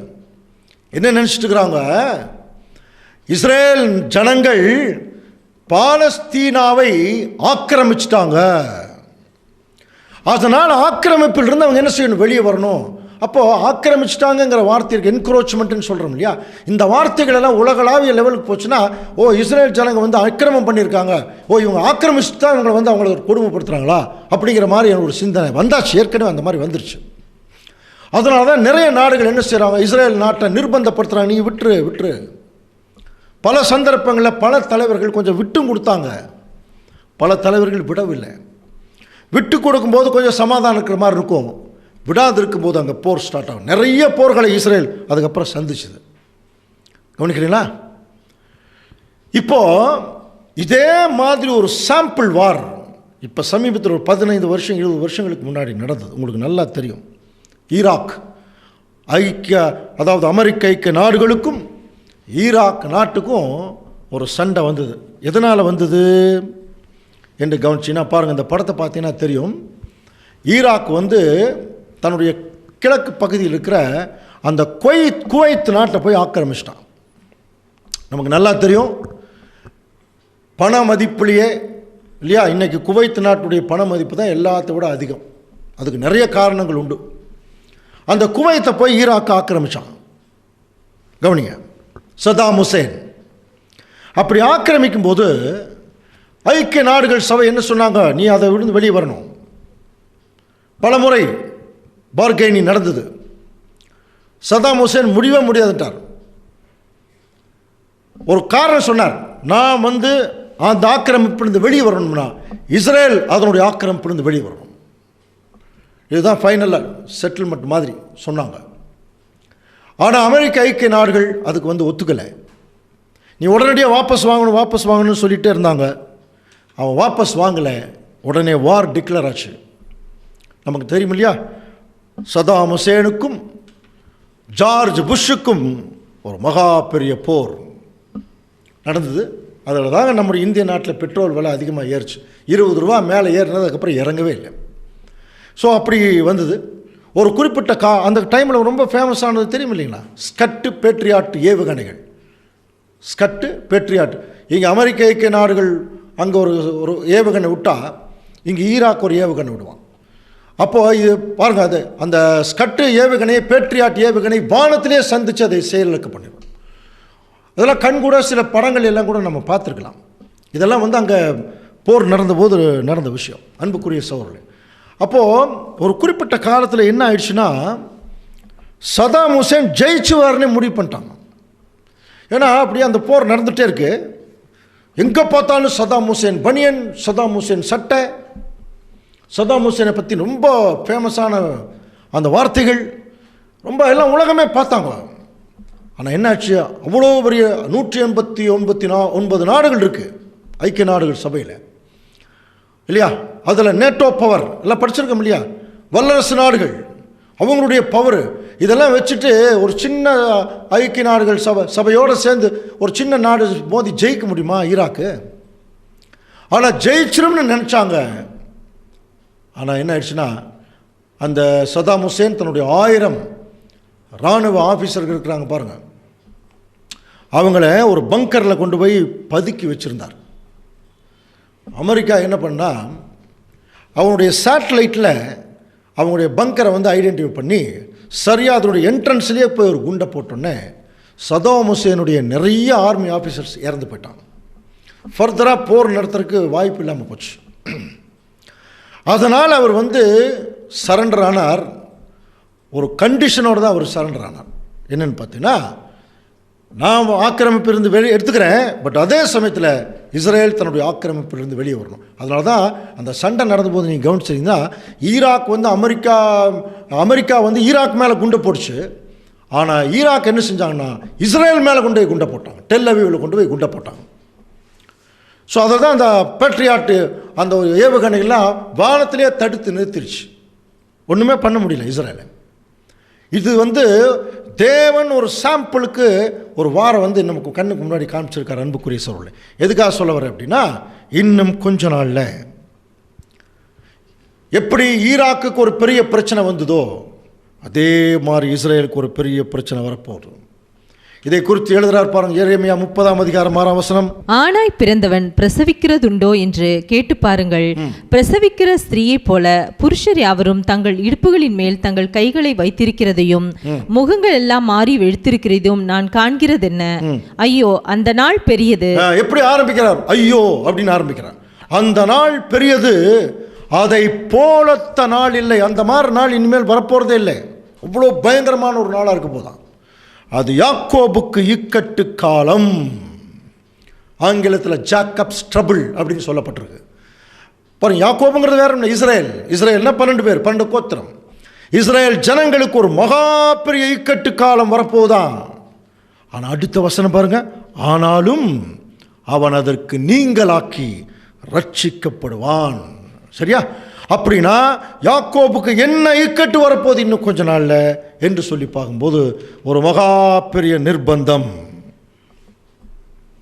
ஐக்கிய நாடுகள் சபை மூலமாக இஸ்ரேலுக்கு வரப்போகுது. ஏற்கனவே இஸ்ரேல் ஜனங்கள் உள்ளே வந்ததுக்கு பிறகு 3 முக்கியமான இடங்கள், காசா அப்படின்னு ஒரு இடம், கோலன் ஹைட்ஸ், கோலன் குன்றுகள் அப்படின்னு சொல்லி ஒரு இடம், அப்புறம் மேற்கு கரை வெஸ்ட் பேங்க். இந்த 3 இடங்களிலுமே பார்த்தீங்கன்னா பாலஸ்தீனர்கள் அதிகமாக இருந்த ஒரு பகுதி. இப்போ இந்த பகுதியிலிருந்து அவங்க என்ன ஆயிட்டாங்க, கொஞ்சம் கொஞ்சமாக வெளியேறியாச்சு. வெளியேறினதுக்கப்புறம் பாலஸ்தீன விடுதலை இயக்க தலைவர் இதுக்காக போராடிட்டே இருக்கார். நிறைய ஒப்பந்தங்கள் நடந்தது. அதில் அமெரிக்காவை சேர்ந்து வரக்கூடிய ஒவ்வொரு பிரசிடெண்ட்டுக்கிட்டையுமே அவர்கள் தங்களுடைய கோரிக்கை வைக்கும்போது பார்த்தீங்கன்னா, இப்போ சமீபத்தில் கூட இன்றைக்கி இருக்கக்கூடிய பிரைம் மினிஸ்டர் பெஞ்சமின் நெட்டன்யாஹூ அவரும், இதுக்கு முன்னாடி இருந்தார் இல்லையா ஒபாமா அமெரிக்கா பிரசிடெண்ட், அவரும் பல முறை சந்தித்து இதை குறித்து பேசியிருக்காங்க. காரணம் என்னென்னா, அப்படியே ஒரு படம் காமிச்சோம் இல்லையா, 1947 பாலஸ்தீனர்கள் தான் அதிகமாக இருந்த மாதிரி ஒரு போக்கு இருந்தது. இப்போது 1967க்கு பிறகு என்ன ஆயிடுச்சுன்னா, நிறைய பேர் வெளியே போனதுனால பாலஸ்தீன விடுதலை இயக்கம் அதுக்கு தான் ஆரம்பிக்கப்பட்டது. எப்படியாவது எங்களுடைய தேசம் எங்களுக்கு வேணும் அப்படின்னு அவங்க வந்து போராடக்கூடிய ஒரு டைம். ஸோ இது வந்து அன்னைக்கே வந்து பில் கிளின்டனுடைய காலத்திலேயே கவனிங்க, சில ஒப்பந்தங்கள் தயாராவதற்கெல்லாம் ஏற்பாடு செஞ்சாங்க, ஒப்பந்தங்களும் போட்டாங்க. ஆனால் ஒப்பந்தம் யாருமே வந்து செயல்படுத்த முடியல. நல்லா புரிஞ்சுக்கலாம். யாசர் அராஃபத் வந்து என்ன சொல்கிறார், peace for us means the destruction of Israel. We are preparing for an all-out war, a war which will last for generations. அவருடைய ஸ்டேட்மெண்ட். இந்த இடத்துல ஒரு சமாதானம் ஏற்படுத்தப்படுது அப்படின்னா அது இஸ்ரேலுடைய அழிவில் தான். எப்படி ஆரம்பிக்கிறாங்க பாருங்க. இப்படி ஒருத்தர் சொல்லிட்டு சமாதான ஒப்பந்தம் பண்ணால் அது சரியாக இருக்குமா? பலமுறை இவரெல்லாம் சமாதானத்துக்கு வந்தார். ஆனால் பைபிள் என்ன சொல்லுது? எரேமியா 6:16. சமாதானம் இல்லாதிருந்தும் சமாதானம் சமாதானம் என்று சொல்லி என் ஜனத்தின் காயங்களை மேற்பூச்சாய் ஜனத்தின் காயங்களை மேற்பூச்சாய் பூசுகிறார்கள். இதே இஷாக் அதாவது அந்த பாலஸ்தீன விடுதலை தலைவர் வந்து ஒரு சமாதான ஒப்பந்தம் பண்ணிட்டு அடுத்த நாளே போய் அறிக்கை விடுறார். அடுத்த வருஷம் இதே நாளில் Jerusalem will be the capital of Palestine அப்படின்னு அறிவிச்சார். அதுக்கு இஸ்ரேலுடைய பிரைம் மினிஸ்டர் வந்து ஒப்பந்தம் முந்தின நாள் தான் போட்டிருக்காங்க. அவர் என்ன சொல்கிறாருன்னா, அதை கனவுல கூட நினச்சிடாத பாருங்க. அப்போ இவங்க போட்ட அந்த ஒரு ஒப்பந்தம் என்னாச்சு? ஸோ இதனுடைய உச்சக்கட்டமாக அன்புக்குரிய சகோதர சகோதரி, இட்சாக் ராபின் என்கிற ஒரு பிரைம் மினிஸ்டர், இஸ்ரேலுடைய பிரைம் மினிஸ்டர், யாசர் அரஃபத், இவங்க 2 பேர்த்துக்கும் நடுவில் ஒரு சமாதான ஒப்பந்தத்தை பில் கிளின்டன் வந்து ஏற்படுத்துறதுக்கு என்ன பண்ணார்? 1995 வருஷத்தில் செப்டம்பர் மாதம் 28 கேம்ப் டேவிட் அப்படிங்கிற ஒரு இடத்துல ஒரு ஒப்பந்தம் பண்ணாங்க. அதில் கொஞ்சம் வந்து பாலஸ்தீனர்களுக்கு கொஞ்சம் இடத்தை விட்டு கொடுத்துட்டார். யாருன்னா இட்சாக் ராபின் என்கிற அந்த பிரைம் மினிஸ்டர் கொஞ்சம் விட்டு கொடுத்துட்டார். என்ன ஆச்சரியம் தெரியுங்களா? 1995 வருஷம் இந்த டைமில் மேட்டுப்பாளையத்தில் ஒரு தீர்க்க தரிசன மீட்டிங் நடந்துட்டுருக்கு. அங்கே எங்களுக்கெல்லாம் சத்தியம் சொல்லி கொடுத்த ஒரு மூத்த சகோதரர் டேனியல்னு பேர், அவர் இறந்துட்டார். அவர் வந்து எங்கள் வீட்டில் உட்காந்து பேசிகிட்டு இருக்கார். இந்த தீர்க்க தரிசனத்தை குறித்து பேசும்போது ஒரு சகோதரர் எந்திரிச்சு கேட்டார், பிரதர், இப்போது தேசத்தை பற்றியெல்லாம் சொன்னோம், இப்போ பாருங்கள், இப்போ இட்சாக் ராபின்ங்கிற பிரைம் மினிஸ்டர் வந்து, இஸ்ரேல் பிரைம் மினிஸ்டர் வந்து கொஞ்சம் நிலத்தை விட்டு கொடுத்துட்டாரே பாலஸ்தீனியர்களுக்கு, இது பைபிள் படி சரியான்னு கேட்டார். பைபிள் படி இது சரியாக இருக்குமா அப்படின்னு கேட்கும்போது எங்களுக்கெல்லாம் ரொம்ப ஆவல், இது என்ன சொல்ல போகிறார் அப்படிங்கிற ஒரு ஆவல். உடனே அந்த மூத்த சகோதரர் ஒரு வசனம் எடுத்து காமிச்சார். பாருங்கள், லேவியராகமம் 25 வாசிக்கலாம். தேசம் என்னுடையதாய் இருக்கிறபடியால் நீங்கள் நிலங்களை அறுதியாய் விற்க வேண்டாம். பாருங்க, தேசம் என்னோடது தேவன் சொல்றார். பாருங்க, நீங்க போய் குடியிருந்துக்குங்க. ஆனா என்ன சொல்றார்? தேசம் என்னோடது, அதை நீங்க என்ன செய்யக்கூடாது? நிலங்களை அறுதியாய் விற்க வேண்டாம். நீங்க எப்படி இருக்கிறீங்க தெரியுமா? நீங்கள் பரதேசிகளும் என்னிடத்தில் புறங்குடிகளுமா இருக்கிறீங்க. யூ ஆர் த டெனன்ட்ஸ்னார். தேசம் என்னோடது, என்னோட தேசத்தில் என் பிள்ளைகள் நீங்கள் வந்து எவ்வளோ நாள் வேணாலும் கூடியிருக்கலாம், ஆனால் அதை விற்கிறக்கு உங்களுக்கு உரிமை கிடையாதுனார். இந்த வசனத்தை சொல்லி அன்புக்குரிய சகோதரர் சொல்லு, அந்த சகோதரர் சொன்னார், இதெல்லாம் இப்போ உனக்கு யோசனை, அதாவது இதெல்லாம் நான் சத்தியம் படித்தவங்களுடைய ஒரு விஷயம். என்ன சொன்னார்னா, சத்தியத்துக்கும் தேவனுடைய சித்தத்துக்கும் விரோதமாக இந்த இட்சாக் ராபின் என்கிற பிரைம் மினிஸ்டர் என்ன பண்ணிட்டார்னா, கொஞ்சம் நிலத்தை விட்டு கொடுத்துட்டார். இது தேவனுடைய சித்தத்துக்கு விரோதமானது. 2 விஷயம் தான் நடக்கணும். ஒன்றா அவர் பதவி விட்டு இறங்கிடுவார், இல்லைன்னா அவர் செத்துருவார்னு சொன்னார். நாங்கள் அப்போ சொல்லும்போது பெருசாக எடுத்துக்கல, கொஞ்ச நாள்லேயே அவரை சுட்டு கொண்டுட்டாங்க. அதுக்கப்புறம் தான் தெரிஞ்சுது, ஓ பாருங்கள், தேவனுடைய ஒரு திட்டம் வந்து எவ்வளோ துல்லியமாக இருக்குது. அது அவருடைய பிள்ளைகளுக்கு அவர் வெளிப்படுத்துகிறார். பாருங்கள், அதான் ரொம்ப முக்கியமான விஷயம். அவர் சுட்டு கொன்ற ஒரு வீடியோ கூட இருக்குது. அன்புக்குரிய சகோதர சகோதரி, ஒரு மீட்டிங் அட்டன் பண்ணிட்டு வரும்போது எல்லாரும் சுற்றியில் அவரை இப்போ பார்த்துட்டு இருக்கிறாங்க. பின்னாடி இருந்து வந்த ஒருத்தர் என்ன பண்ணிட்டான், பின்னாடி ஷூட் பண்ணான், எப்படி காந்தியை ஷூட் பண்ண மாதிரி. ஸோ இதெல்லாம் கவனிக்கும் போது என்ன புரிஞ்சுது அன்புக்குரிய சகோதர சகோதரி? தேவனுடைய சித்தம், வசனம் என்ன சொல்லுதோ அது அப்படியே நிறைவேறும், அவ்வளோதான்.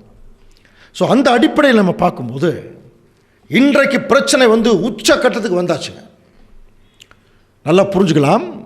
எப்படி உச்சக்கட்டத்துக்கு வந்திருக்குன்னா, எல்லாருடைய கவனமும் எருசலேமை நோக்கியே இருக்கு.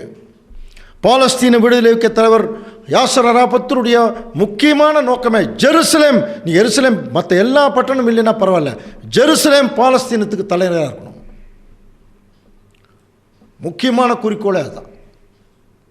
புரியுதுலாம்? அப்போ அவங்களுடைய முக்கியமான நோக்கம் ஜெருசலேம் தான். புரியுதா? கிறிஸ்தவர்களுக்கும் புனித இடம் அப்படின்னா அது ஜெருசலேம் தான். ஜெருசலேம் போகிறாங்க. இஸ்ரேல் ஜனங்களுக்கும் ஜெருசலேம் தான் புனிதமான இடம். ஏன் தெரியுங்களா?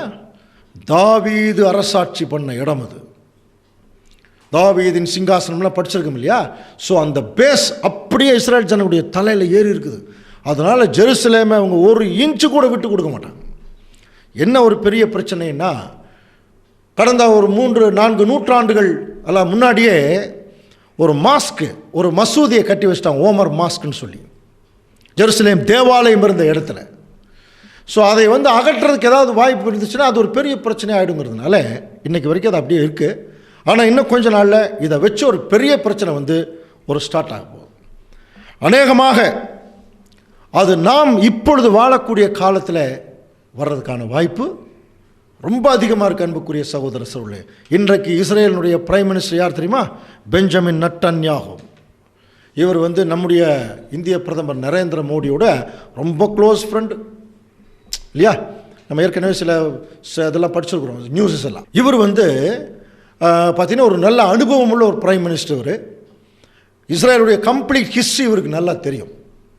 ரொம்ப ஆச்சரியம்னா, இதுக்கு முன்னாடி வாழ்ந்த இஸ்ரேலுடைய அத்தனை பிரதம மந்திரிகளுக்குமே இஸ்ரேலுடைய ஹிஸ்ட்ரி இல்லாமல் அவங்க வந்ததில்லை. ரெண்டாவது, அதில் அநேகம் பேர் இஸ்ரேல் நாட்டுக்காக சோல்ஜர்களாக போராடினவங்க தாங்க அதில் வந்து பிரைம் மினிஸ்டராக வந்தாங்க, நிறைய பேர். இவர் அந்த மாதிரி சில ஒர்க்கெல்லாம் பண்ணியிருக்கார், நல்லா புரிஞ்சுக்கலாம். இப்போது ஒருவேளை தேவனுடைய சித்தம் திட்டம் கைகூடி வந்தால் இந்த மகா பெரிய உலக யுத்தம்னு சொல்கிறோமே, 3ஆம் உலக யுத்தம், அது வந்து இவர் எடுக்கக்கூடிய டிசிஷனில் கூட வர்றதுக்கான வாய்ப்பு இருக்குது. என்ன டிசிஷன் எடுக்கிறது என்று சொல்லி பார்க்கும்போது இப்போ என்ன பிரச்சனை, மறுபடியும் பிரச்சனைக்குள்ள வரலாம். பாலஸ்தீனியர்கள் இது எங்கள் நாடு, எங்கள் தேசம், எங்களுக்கு கொடுத்த பகுதின்னு சொல்கிறாங்க. இஸ்ரேல் ஜனங்கள் இது எங்கள் தகப்பனுடைய தேசம்னு சொல்கிறாங்க. ஸோ இவங்க ரெண்டு பேருமே தங்களுடைய தேசம் உரிமை கொண்டாடும் போது ஐக்கிய நாடுகள் சபைக்கு இதுதான் பெரிய தலைவலி. ஒரு முடிவை எடுக்க முடியல. ஆனால் இன்னும் கொஞ்ச நாளில் எல்லா முஸ்லீம் நாடுகளும் பாருங்கள், ஒரு நிர்பந்தத்தின் அடிப்படையில் ஐரோப்பிய நாடுகளை தங்களுடைய கைக்குள்ளே போட்டுட்டு இன்னும் கொஞ்ச நாள் அதுதான் நடக்க போகுது. இஸ்ரேலை நிர்பந்திப்பார்கள். பெட்ரோல் இவங்க எடுத்தால் போகுது, அதனால் ஒரு பெரிய நிர்பந்தம். நான் ரொம்ப சுருக்கமாக சொல்கிறேன், பெரிய பெரிய இதை குறித்து பெரிய பெரிய ஆராய்ச்சிகள் எல்லாம் உண்டு, புரியுதுங்களா? எல்லா முஸ்லீம் நாடுகளும் ஐக்கிய நாடுகள் சபையை ஐரோப்பிய நாடுகளுடைய துணை கொண்டு ஒரு நிர்பந்தப்படுத்தும் போது என்ன சொல்லுவாங்கன்னா, அவங்களுடைய லேண்டை விட்டு கொடுங்கன்னு சொல்லுவாங்க. இங்கே உட்காந்துன்னு சொல்லிடலாம், ஒருவேளை பெஞ்சமின் நெட்டன்யாஹூ இருக்கிறாரோ அல்லதுக்கு பின்னாடி இன்னொருத்தர் வந்தாலும் சரி, ஒன்று மட்டும் உறுதி, இந்த 3ஆம் உலக யுத்தம் தொடங்குவதற்கு முன்பாக இஸ்ரேல் நாடு ஒரு மகா பெரிய பிரச்சனைக்குள்ள நிர்பந்திக்கப்படும் போது, அன்னைக்கு ஒருவேளை பெஞ்சமின் நெட்டன்யாஹூ பிரைம் மினிஸ்டர் இருந்தாலும் சரி, வேற யாராவது இருந்தாலும் சரி, நல்லா புரிஞ்சுங்க அன்புக்குரிய சகோதரர்களே, ஒரு இன்ச்சு கூட கொடுக்க மாட்டாங்க. இது எங்களுடைய அப்பாவுடைய தேசம், கொடுக்க மாட்டாங்க. இப்போ என்ன நடக்கும் தெரியுங்களா? அப்படியே ஈராக் வார் வந்துச்சு பாருங்க, என்ன ஒரு ஃபோக்கஸிங் வந்துடும்னா, எப்படி ஈராக் குவைத்தை ஆக்கிரமித்தார்களோ, ஒரு சண்டை போட்டு ஈராக்கு தோத்துருச்சு, குவைத்தை எடுத்துட்டாங்க இல்லையா, அந்த மாதிரி என்ன நினைப்பாங்கன்னா, உடனடியாக ஒரு வார் டிக்ளேர் பண்ணிடுவாங்க. இஸ்ரேல் நாட்டு மேலே எல்லா உலக நாடுகளும் ஒரு வார் டிக்ளேர் பண்ணுவாங்க. நீ கொடுக்கலைன்னா ஐக்கிய நாடுகள் சபையோடு நீ சண்டை போட வேண்டியது இருக்கும் அப்படின்னு சொல்லி இல்லையா? அன்னைக்கு பாருங்கப்பா, தேவனுடைய காரியத்தில் ரொம்ப தொடர்பில்லாத சதாம் ஹுசேனுக்கு எவ்வளோ தைரியம். இவங்கெல்லாம் பைபிள் பேஸ் பண்ணி வந்த பிரைம் மினிஸ்டர்ஸ் இல்லையா? அப்போ அவங்களுக்கெல்லாம் என்ன தைரியம் இருக்கும்? ஸோ அந்த தைரியத்தை அங்கே காட்டுவாங்களாம். அப்படி காட்டும்போது கான்ஃப்ளிக்ட் பெருசாகிடும். சரியா? யுத்தம் ஆரம்பிக்கும். இஸ்ரேலுக்கு விரோதமாக ஐக்கிய நாடுகள் சபையினுடைய யுத்தம் ஆரம்பிக்கும். அது ஆரம்பிக்கும் போது நல்லா புரிஞ்சுக்கலாம், ஏதோ யுத்தம்னு நினைப்பாங்க. ஆனால் காலம் போக போக அது 3ஆவது உலக யுத்தமாக அது வெடிக்கும். திட்டமும் தெளிவாக இருக்குது பைபிளில். ஸ்டார்ட் பண்ணும்போது தெரியாது, ஆனால் நமக்கு ஸ்டார்ட் பண்ணும்போதே சொல்லிடலாம், இது அடுத்தது 3ஆம் உலகத்தை தான் வெடிக்க போகுது. சரியா? அப்படின்னா எந்த நாடுகளுக்கு இடையில் என்ன வரப்போகுது? அப்போ இஸ்ரேல் நாட்டை நிர்பந்திக்கும் போது இஸ்ரேல் நாடு ஒத்துக்காது. உடனே எல்லா நாடுகளும் இஸ்ரேல் மேலே வார் டிக்ளேர் பண்ணுவாங்க. இப்போ நான் சொல்லிட்டு இருக்கிற விஷயம் பைபிளில் இருக்கா? வாசிக்கலாம். சகரியா 14ஆம் அதிகாரம் 2ஆம் வசனம். எருசலேமுக்கு விரோதமாக யுத்தம் பண்ண சகல ஜாதிகளையும் கூட்டுவேன். பாத்தீங்களா எப்படி ஆரம்பிக்கிறார் தேவன், எப்படி ஆரம்பிக்கிறார் பாருங்க. எருசலேமுக்கு விரோதமாக யுத்தம் பண்ண சகல ஜாதிகளையும் கூட்டுவேன். இதுதாங்க ஸ்டார்டிங் ஸ்டேஜ் ஆஃப் 3ஆம் உலக யுத்தம். இஸ்ரேல், எருசலேம்ங்கிறது எருசலேம் பட்டணத்தையும் குறிக்கும், இஸ்ரேல் ஜனங்களையும் குறிக்கும். நல்லா புரிஞ்சுக்கலாம். அப்ப இஸ்ரேலுக்கு விரோதமாக யுத்தம் பண்ண சகல ஜாதிகளையும், அது ரொம்ப முக்கியம், அண்டர்லைன் பண்ணி வைக்கலாம், சகல ஜாதிகளையும் கூட்டிடுவாராம் தேவன். புரியுதா? அப்போ எல்லா நாடுகளும் இஸ்ரேலுக்கு விரோதமாக வரும். என்ன ஆச்சரியம்! 1ஆம் உலக யுத்தம் 2ஆம் உலக யுத்தத்தினுடைய போக்கை கவனிச்சிங்கன்னா, இந்த சைடு ஒரு 10 நாடு, இந்த சைடு ஒரு 10 நாடு சண்டை போடுவாங்க.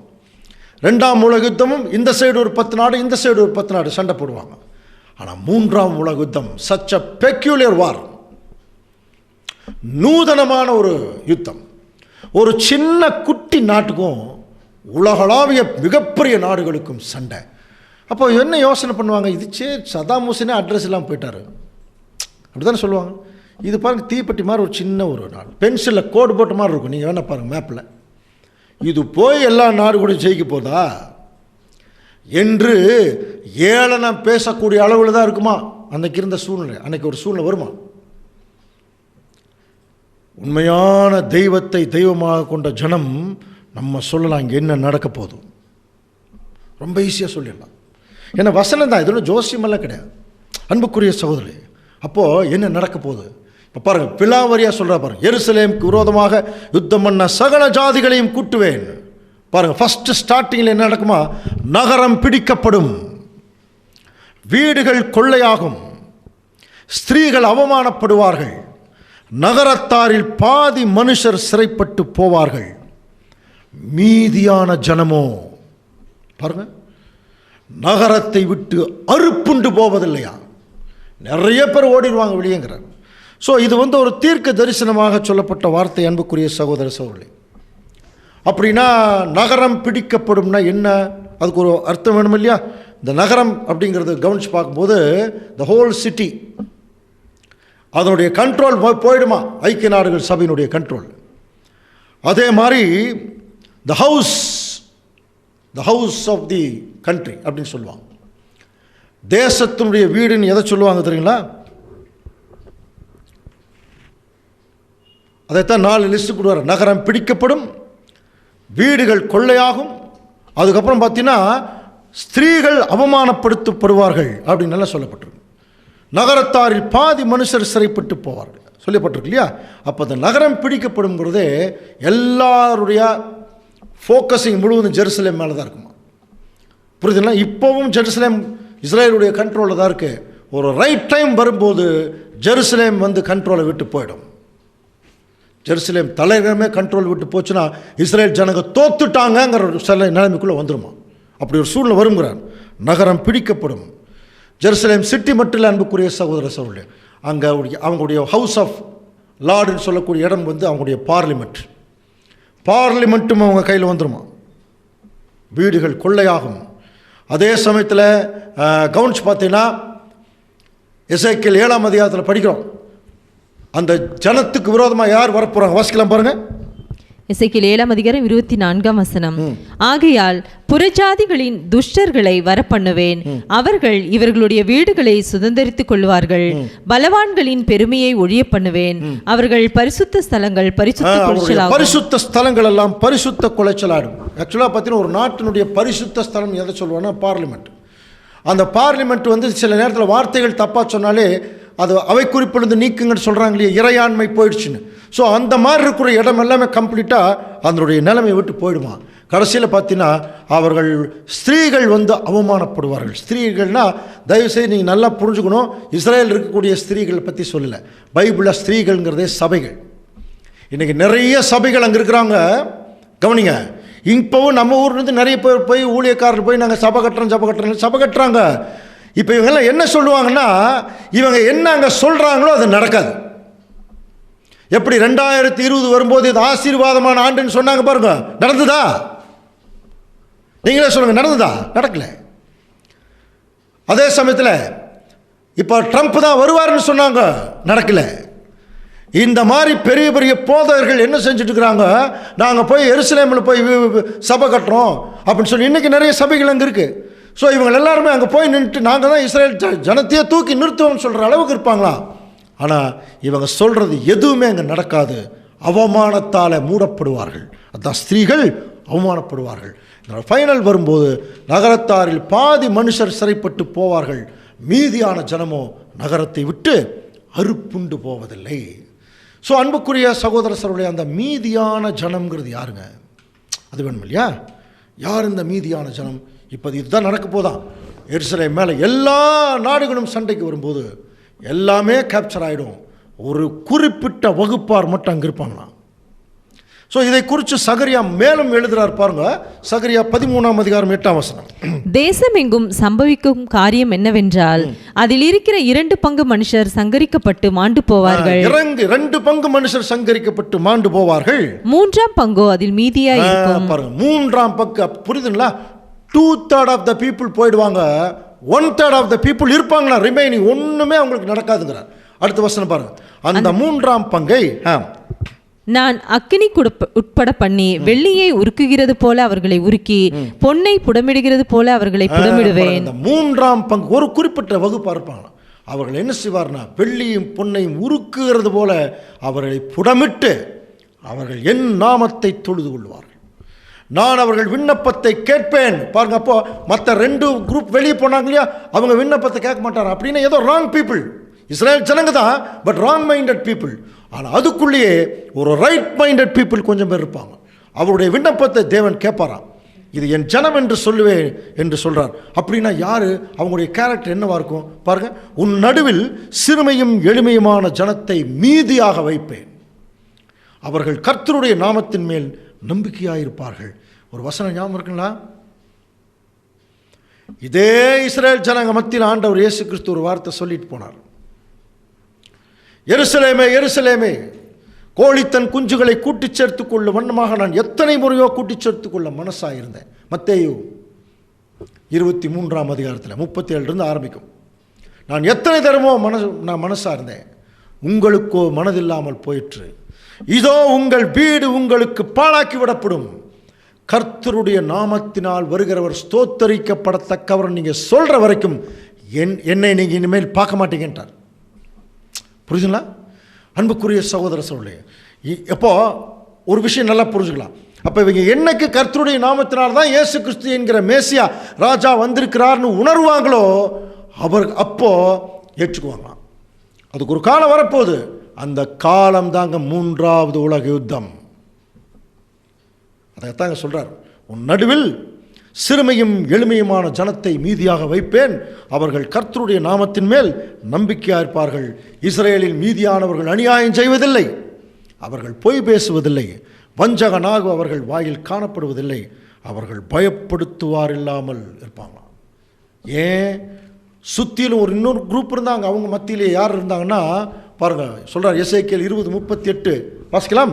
கலகக்காரரையும் துரோகிகளையும் உங்களை விட்டு பிரித்து போடுவேன். பார்த்தீங்களா? அப்போ உள்ளுக்குள்ளேயே சில கலகக்காரர் இன்னும் இருக்கிறாங்க. அதனால தான் இன்னைக்கு இப்போ இன்னும் பிரச்சனை ஸ்டார்ட் ஆகாமல் இருக்கு. பாருங்க, கலகக்காரரையும் துரோகிகளையும் உங்களை விட்டு பிரித்து போடுவேன், அவர்களை தாங்கள் தங்கும் தேசத்திலிருந்து புறப்பட பண்ணுவேன், ஆனாலும் அவர்கள் இஸ்ரேல் தேசத்தில் பிரவேசிப்பதில்லை. பாருங்க, அப்போ எல்லாத்தையும் கூட்டி சேர்க்கிறாரு, கூட்டி சேர்த்து ஒரு சான்ஸ் கொடுக்குறாரு. ஆனால் 3ஆம் உலக யுத்தம் வரும்போது இந்த மாதிரி உள்ளுக்குள்ள கலகம் பண்ணுறவங்க, துரோகம் பண்ணுறவங்க, அவங்கள எல்லாத்தையும் வெளியேற்றிடுறாங்க. தூய்மையான ஜனங்கள் கொஞ்சம் பேர் இருப்பாங்களாம். தேவன் என்னைக்குமே கொஞ்சம் பேர் வச்சு தாங்க ஜெயிப்பார். எத்தனை யுத்தங்கள் நம்ம பார்த்துருக்கோம் இல்லையா? என்றைக்குமே மெஜாரிட்டி அவருக்கு பிடிக்கவே பிடிக்காது. இஸ்ரேல் ஜனங்களை தெரிந்தெடுத்த விதமே அவர் என்ன சொல்கிறார்? இந்த உலகமெங்கும் திரட்சியான ஜனங்களாக இருக்கிறீங்கன்னு நான் உங்களை தெரிஞ்சுக்கல, நீங்கள் சகல ஜனங்களிலும் கொஞ்சமாயிருந்தீர்கள் வசனம் இருக்கு. புரியுதுங்களா? அப்போ எல்லா நாடுகளும் இஸ்ரேல் தேசத்துக்கு விரோதமாக அங்கே வரும்போது அன்புக்குரிய சகோதர சகோதரிகள், 3ஆம் உலக யுத்தம் பெரு வெடிப்பு மாறி ஆரம்பிக்கும். ஏற்கனவே முதல் உலக யுத்தம், 2ஆம் உலக யுத்தத்தை இந்த உலகம் பார்த்துருக்கு, அனுபவம் இருக்குது. இப்போ 3ஆம் உலகம் எல்லா நாடுகளும் இஸ்ரேல் தேசத்துக்கு விரோதமாக அது நிற்குமா.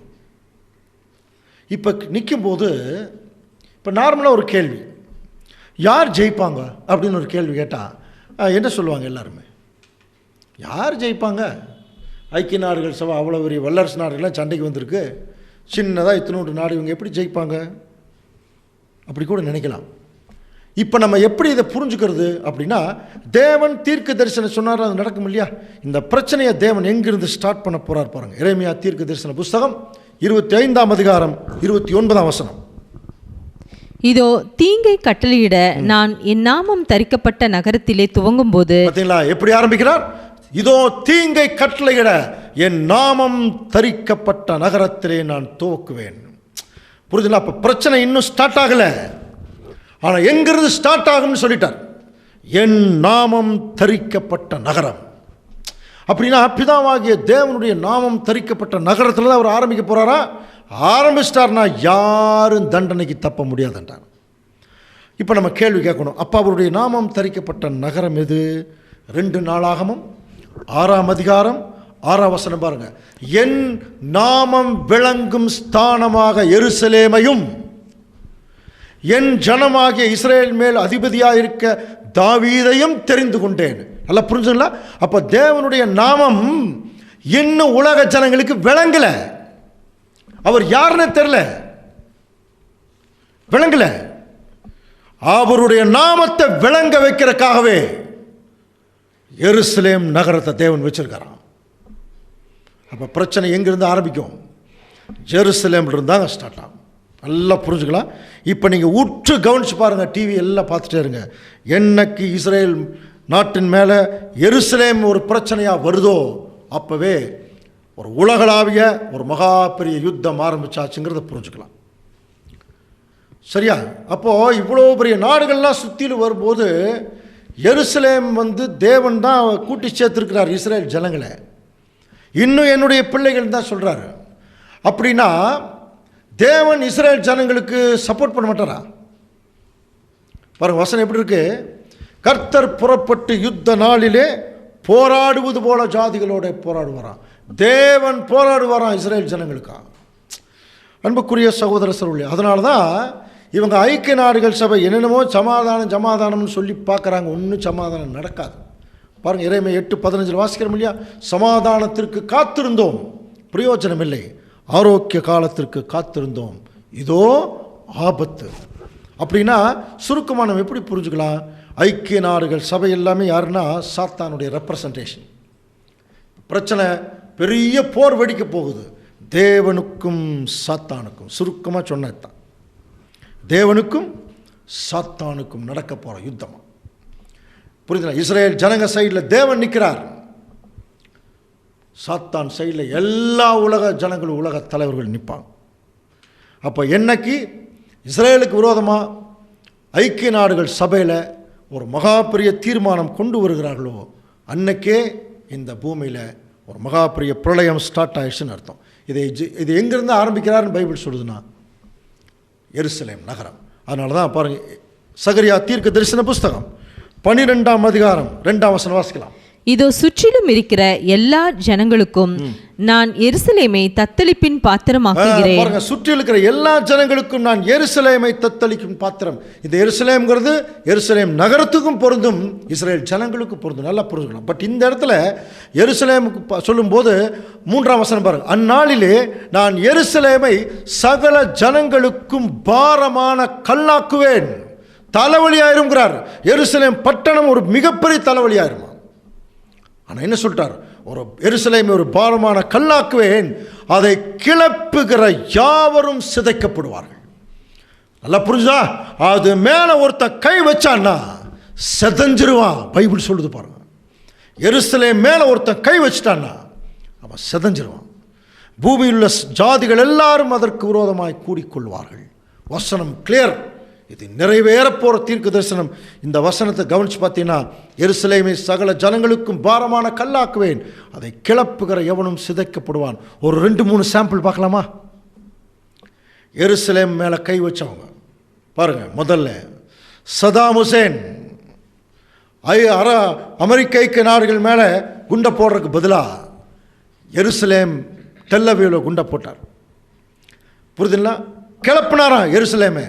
அதை கிளப்புகிற எவனும் சிதைக்கப்படுவான். பார்த்தீங்களா எப்படி இருக்கார், எப்படி சிதைஞ்சு போயிருக்கார் பாருங்க. அதே மாதிரி யாசர் அராஃபத் எருசலேம் வில் பி த கேபிட்டல் சொன்னார். எப்படி செத்தார்னே தெரியல. தெரியுங்களா? எப்படி செத்தார்னே தெரியல. அடுத்தது இன்னொரு முக்கியமான ஆள் உங்களுக்கு நல்லா தெரியும். இஸ்ரேலுக்கு சப்போர்ட் பண்ண ஒரே காரணத்தினால அமெரிக்காவினுடைய பொருளாதாரத்தை, புரியுதுங்களா, இன்டெலிஜென்ட், புத்திசாலித்தனமாக வீழ்த்தினவன், பயங்கரமான வீரன், பெரிய பணக்காரன், ஸ்காலர், டெக்னீஷியன் யாருன்னு சொல்லுங்க பார்க்கலாம். உங்களுக்கு நல்லா தெரியும். யாருனாலையும் கண்டுபிடிக்க முடியல. யாருங்க? Osama bin Laden. நிறைய தன்னுடைய வீடியோ பதிவுகளில் எருசலேமையும் இஸ்ரேல் ஜனங்களையுமே அதிகமாக கொல்றதுக்கு, அதை ஆக்கிரமிக்கிறதுக்கு என்னென்ன வழியோ எல்லாம் சொல்லி கொடுத்துட்டு இருந்தான். இவன் தான் ஒரு இஸ்ரேலுடைய போர் வீரனுடைய தலைக்கு விலை வச்சவன். இத்தனை பேரை நீங்கள் கொன்னீங்கன்னா இத்தனை கோடி டாலர் தரேன்னு சொன்னவன். அமெரிக்கா சப்போர்ட் பண்ணுதுங்கிற ஒரே காரணத்தினால டவர் இடிச்சு கீழே விழுந்தது பாருங்க. எத்தனை ஜனங்க செத்து போனாங்க. இவங்கெல்லாம் இவங்களுடைய ஃபோக்கஸிங் ஃபுல்லாக இஸ்ரேல் மேலே தான். ஆனால் பைபிள் என்ன சொல்லுது? அன்புக்குரிய சகோதர சொல்லே, எருசலேமை பாரமான கல்லாக்குவேன். அதை ஒருத்தர் கிளப்பிட்டானா அவன் செதஞ்சிருவான். இனி அடுத்தது யார் எருசலேம் மேலே கை வச்சாலும் சரி, அது பைடனாக இருந்தாலும் சரி, ட்ரம்பாக இருந்தாலும் சரி, அல்லது எந்த நாட்டு தலைவராக இருந்தாலும் சரி, எவ்வளவு பெரிய தீவிரவாதியினுடைய தலைவராக இருந்தாலும் சரி, அவன் சிதைக்கப்படுவான். பைபிளை தான் சொல்லுது. ஏன்னா நேரடியான கட்டுப்பாட்டுக்குள்ளே வந்தாச்சு. ஆண்டவர் இயேசு கிறிஸ்துடைய நேரடியான கட்டுப்பாட்டுக்குள்ளே அங்கே இஸ்ரேல் தேசம் வந்தாச்சு. ஏன்னா அவர் தான் துரத்தினவர், அவர் தான் கூட்டி சேர்த்துருக்கார். என்ன பர்பஸ்க்காக? உலகமே இப்போ பாருங்கள், எல்லா நாடுகளும் இஸ்ரேலுக்கு விரோதமாக வரப்போகுது. இப்போ ஒரு சின்ன ஒரு விஷயம். இதுக்கு முன்னாடி ஒரு சாம்பிள் யுத்தம் நடந்தது ஈராக்குக்கும் அமெரிக்க ஐக்கிய நாடுகளுக்கும். கவனிச்சு பார்த்தீங்கன்னா அதில் ஒரு வல்லரசு நாடு அப்படியே நியூட்ரல் ஆகிட்டாங்க. புரியுதுங்களா? ரஷ்யா நியூட்ரல் ஆயிடுச்சு. அமெரிக்காவுடைய தலைமையில் இந்த போர் நடந்தது. இப்போ அடுத்தது இதே அமெரிக்க ஐக்கிய நாடுகள் சபைக்கும் இந்த இஸ்ரேலுக்கும் சண்டை வரும்போது அவங்களுக்கு ஒரு தலைமை தாங்கணும் இல்லையா? ஏற்கனவே நடந்த ஈராக் யுத்தத்தை அமெரிக்கா தலைமை தாங்குச்சு. அப்படின்னு அந்த 3ஆம் உலக யுத்தம் எல்லா நாடுகளும் இஸ்ரேலுக்கு விரோதமாக வரும்போது அதுக்கு ஒரு தலைமை தாங்கிறதுக்கு ஒரு நாடு வேணும் இல்லையா? இப்போ தேவனே எந்த நாடு தலைமை தாங்க போகுதுன்னு ஒரு கேள்வி கேட்டோம்னா தேவன் ரொம்ப கிளியராக நமக்கு வசனத்தில் கொடுக்குறார் பாருங்க. வாசிக்கலாம். எசேக்கியேல் தீர்க்க தரிசன புஸ்தகம் 38ஆம் அதிகாரம் 2ஆம் வசனம் வாசிக்கலாம். மனுபுத்திரனே, மேசேக் தூபால் ஜாதிகளின் தலைமையான அதிபதியாகிய மாகோகு தேசத்தானான கோகுக்கு எதிரான நீ உன் முகத்தை திருப்பி அவனுக்கு விரோதமாக தீர்க்க தரிசனம் உரைத்து சொல்ல வேண்டியது என்னவென்றால், கர்த்தராகிய ஆண்டவர். ஒரு வசனம். மேஷேக் தூபால் ஜாதிகளின் தலைமையாகிய மாகோகு தேசத்தானாகிய கோகே சொல்றார். என்ன சொல்றாருன்னா, கர்த்தராகிய ஆண்டவர் உரைக்கிறார், மேஷேக் தூபால் ஜாதிகளின் அதிபதியாகிய கோகே, இதோ நான் உனக்கு விரோதமாய் வருவேன் அப்படின்னு ஆரம்பிக்கிறேன்.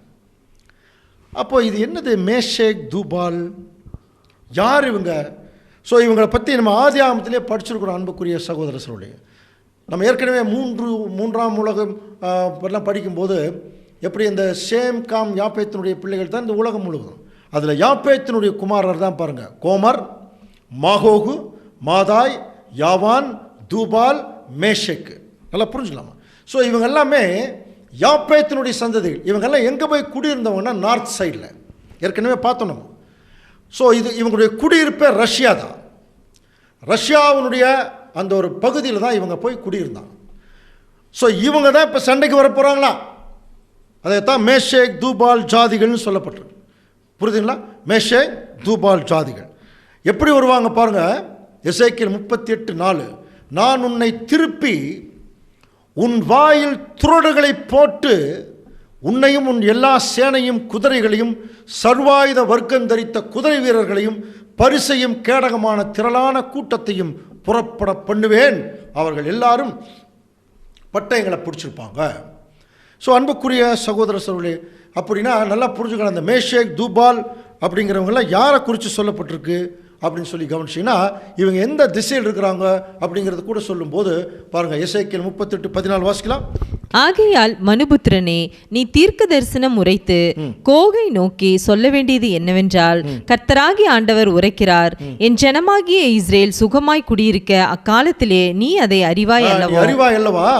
நீ தேசத்தை கார்மேகம் போல மூட என் ஜனமாகிய இஸ்ரேலுக்கு விரோதமாய் எழும்பி வருவாய். பாருங்க, தீர்க்க தரிசனம்.